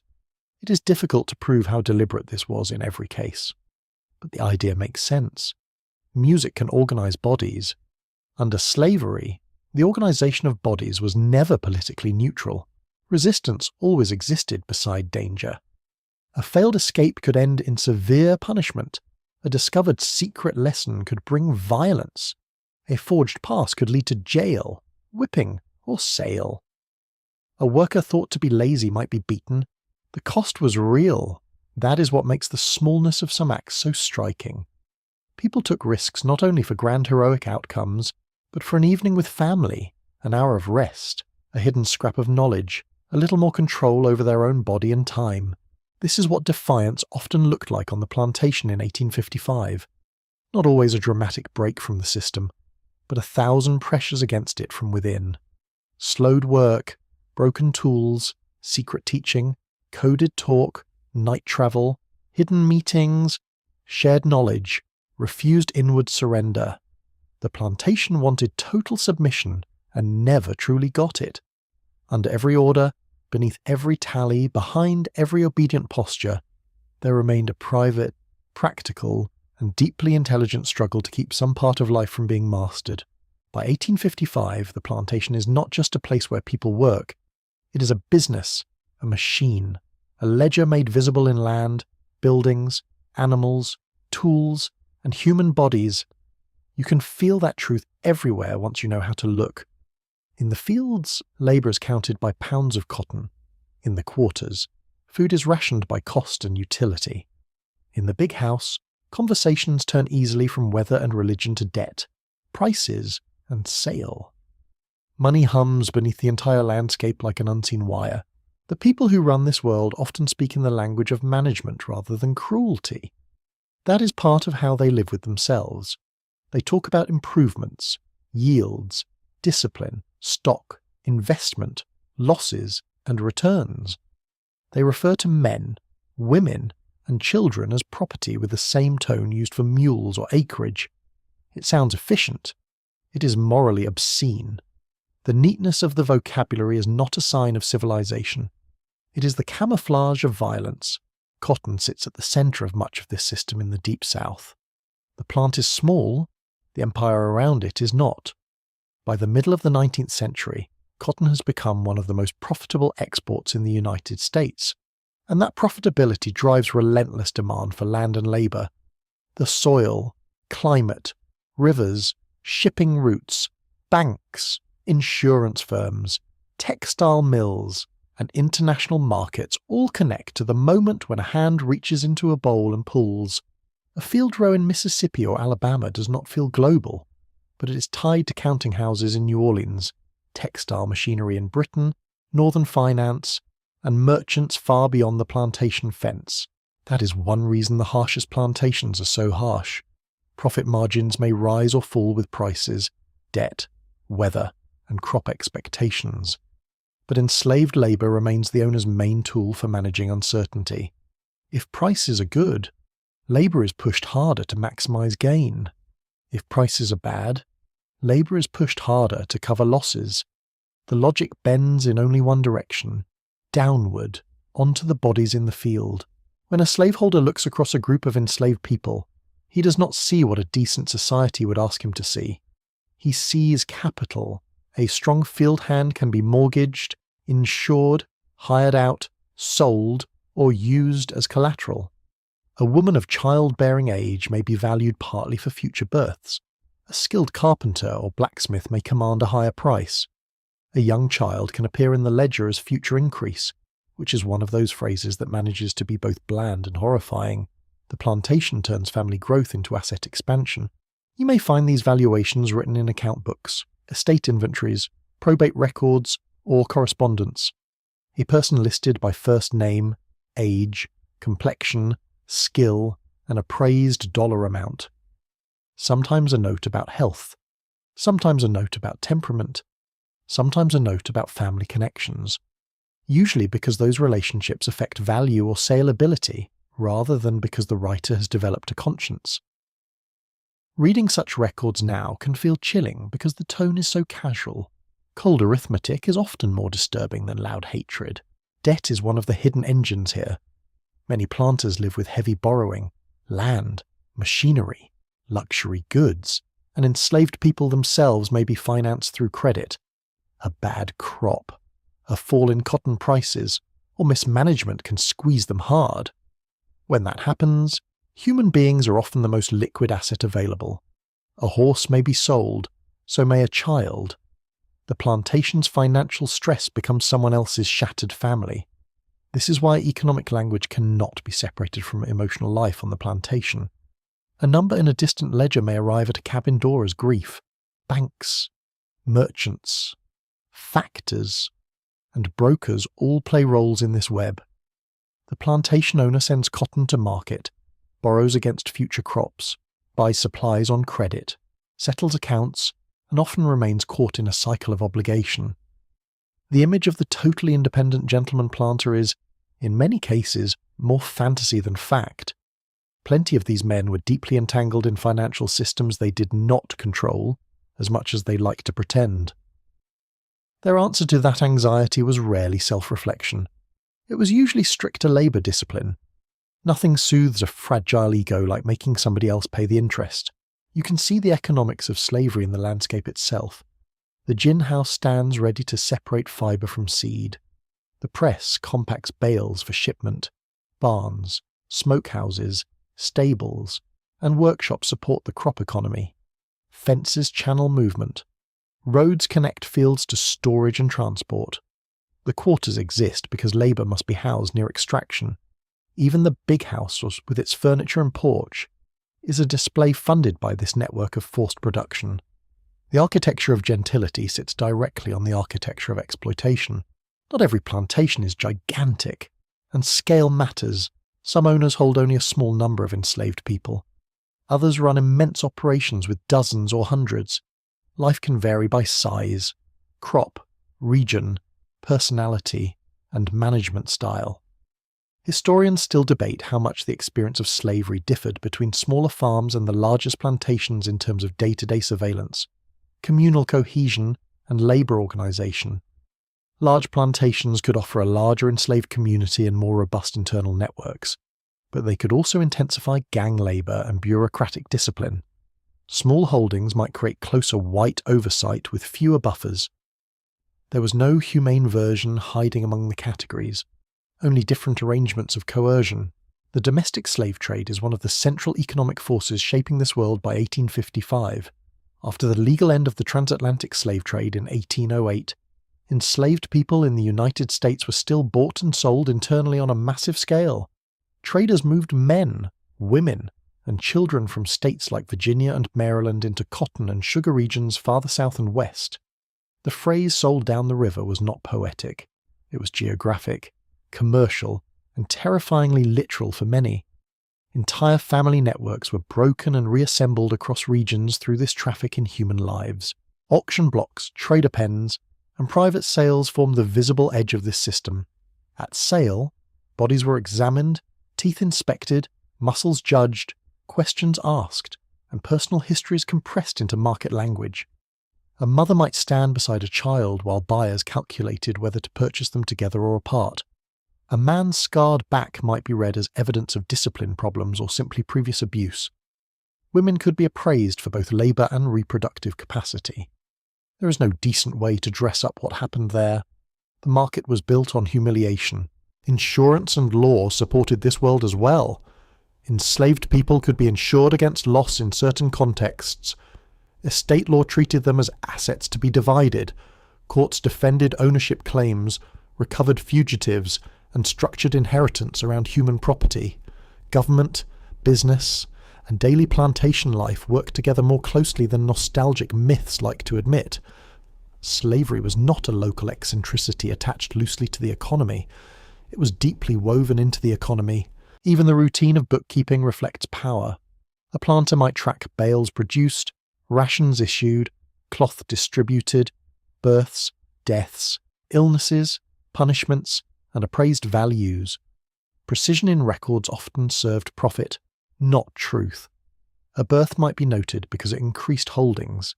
A death might be written as loss without any mention of mourning. A whipping might disappear from the record entirely. Numbers reveal much, but they also conceal what they were designed to ignore. Historians must read them carefully, looking not only at what was counted, but at what counting itself erased. Plantation owners often described themselves as paternal figures, caretakers of dependent people. This was one of the grand lies of the slave South.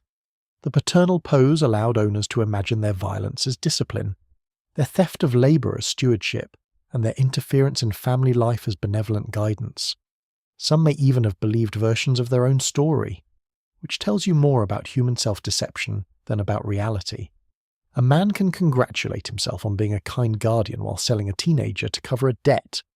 That ability to preserve self-esteem in the face of cruelty is almost impressive in a deeply shameful way. The enslaved understood the economics around them more than many owners like to admit. They knew when cotton prices were discussed nervously. They knew when a crop had failed. They knew when an owner seemed pressed for money, when traders were expected, when inventories were being taken, when inheritance disputes loomed. This awareness could sharpen fear, but it also created practical knowledge. If debts were rising, sale might follow.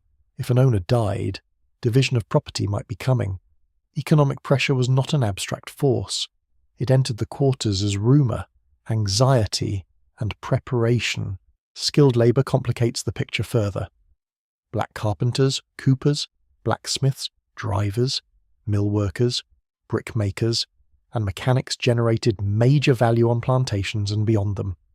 Some were hired out to other employers, with owners pocketing the wages or giving only a fraction to the worker. Skill could sometimes bring slightly better conditions, more mobility, or leverage in negotiation, but it also made a person more valuable in the market and therefore no safer from sale. A talented body was still a priced body. Women's reproductive labour formed another economic layer. Enslavers were painfully aware that children born to enslaved women increased their future assets. Especially after the end of the Atlantic trade made internal reproduction more important to the growth of slavery in the United States. This does not mean all planters ran deliberate breeding schemes in the crude theatrical way some later accounts suggest. Historians argue about the extent and form of intentional breeding policies on specific plantations, and evidence varies. What is clear is that women's fertility was economically valued, and that this shaped how owners thought, priced, and interfered. Even where no formal policy existed, the system still treated childbirth as financial increase. Seasonality matters too. Planting, chopping, hoeing, picking, ginning, baling, and shipping create annual rhythms of pressure. During picking season, quotas and weighing intensify. During winter, other tasks continue: repairs, ditching, clearing, spinning, mending, and preparation. There is no true off-season in a plantation economy. Labour merely changes shape. Likewise, the owner's financial anxieties ebb and flow with the crop calendar. Hope rises with the market, so does cruelty. A curious and telling detail appears in some plantation correspondence. Owners could spend pages discussing the colour and texture of cotton fibre, the timing of shipments, or the cost of bagging and rope, while mentioning human suffering only when it affected output. A fever might matter because it reduced the picking force. A death might appear as depreciation. A marriage might be noted only because a spouse on another plantation complicated work arrangements. The narrowing of the moral vision is extraordinary. The cotton gets full descriptive treatment. The people get summaries. This economic system also depended on wider public acceptance in the slaveholding South. Neighbours, sheriffs, traders, ministers, lawyers, and politicians all helped stabilise it.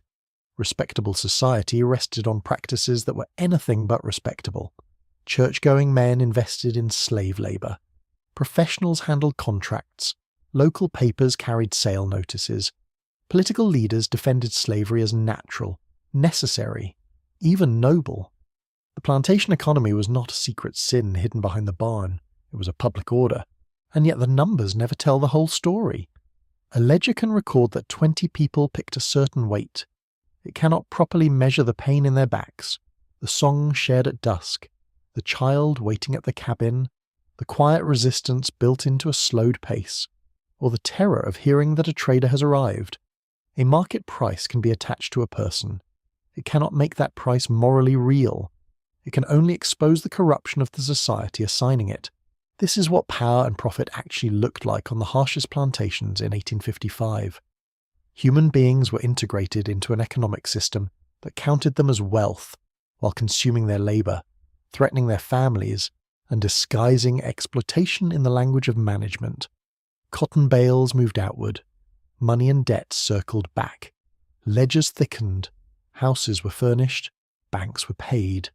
And through it all, the people creating that wealth remained trapped inside a market that could count their bodies, estimate their children, insure their labour, and still fail completely to understand their full humanity. By 1855, survival on the Harshest Plantations is not a simple matter of staying alive until sunset. It is a craft. You can see that clearly now in the way people move through the day, through one another's lives, and through the narrow spaces left open by power. Survival here is physical, emotional, social, and spiritual all at once. It lives in the hands, in the memory, in the timing of silence, in the sharing of food, in the keeping of names, in the refusal to let the plantation become the only story. You wake in this world and immediately begin calculating.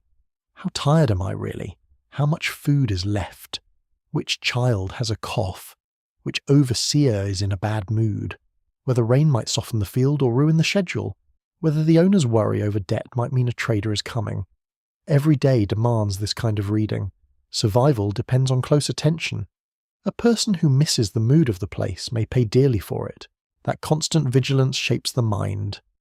Life on a plantation teaches people to read faces the way sailors read weather.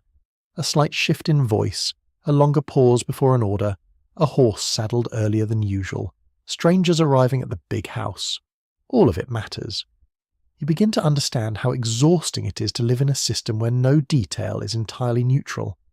Even the smallest sign may carry consequence. And yet survival is not only vigilance, it is also creativity. A meal stretched farther than seems possible, a shoe repaired once more, a blanket layered from scraps, a fever eased with herbs and prayer, a child distracted from fear with a story, a friend warned with a glance, a rhythm kept in the field so the mind does not scatter. These practical arts do not look grand enough for history books at first glance. They should. They are part of how a people endures. Memory plays a huge role here.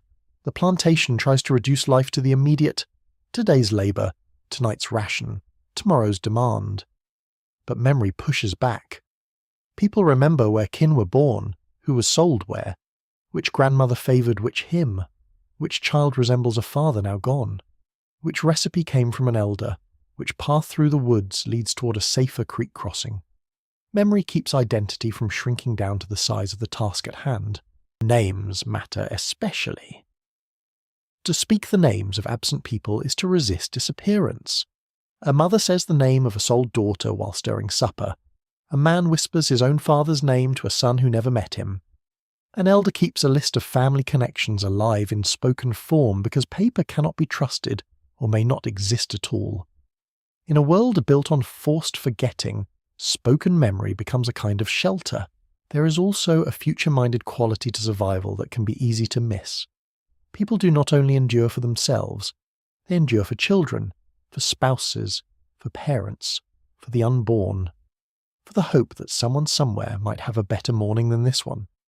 A mother teaching a daughter to mend, pray, and move carefully through danger is not merely passing time. She's laying down tools for another life. A father showing a boy how to read white moods and still protect a piece of his own pride is doing the same. Hope in this setting is complicated. It is not cheerful optimism. It is rarely loud.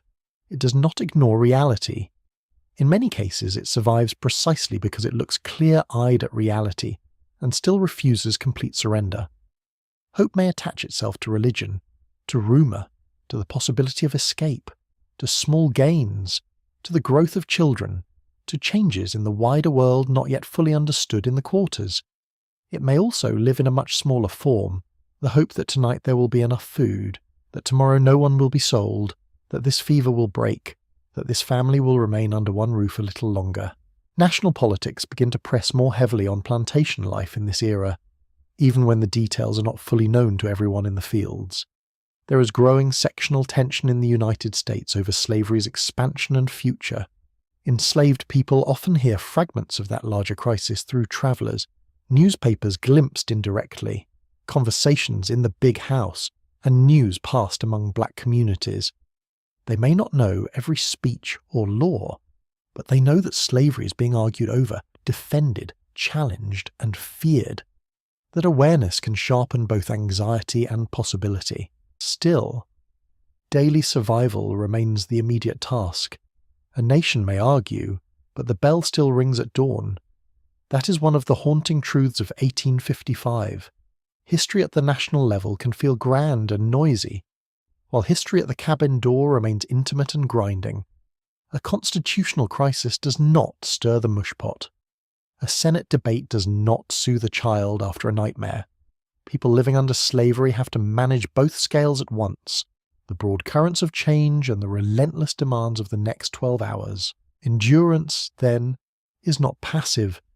It is an active shaping of life under pressure. To keep loving in such a place is endurance. To keep singing is endurance. To keep language rich, humour alive, children taught, elders honoured, wounds treated, and the dead remembered is endurance. The plantation would prefer a more mechanical population, obedient, emptied out, and morally flattened. Instead, it faces people who remain emotionally complex and socially bonded, no matter how many times the system tries to cut those bonds. There are limits, of course. Endurance is costly. Not everyone survives. Not everyone remains whole in mind or body. Grief can hollow a person. Punishment can break the strongest back. Sale can scatter the best-ordered family. Sickness can sweep through the quarters without asking whether someone has already suffered enough.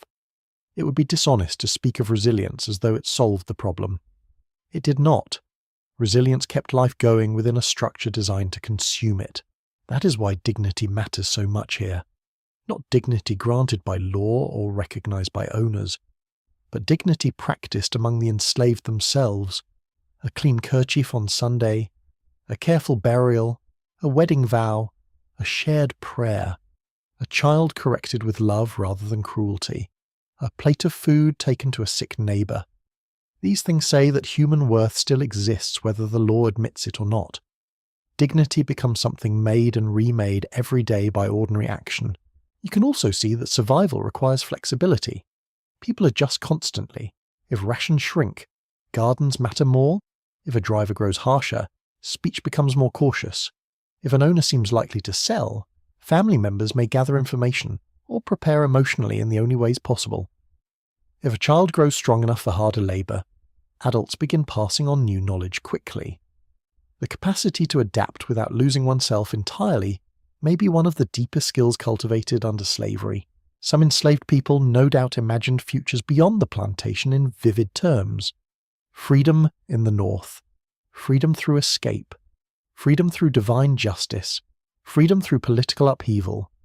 Others may have limited their hopes to what could be born in the present because larger hope was too painful to hold all the time. Human beings ration, hope the way they ration food when scarcity becomes familiar. You save some for when it is most needed.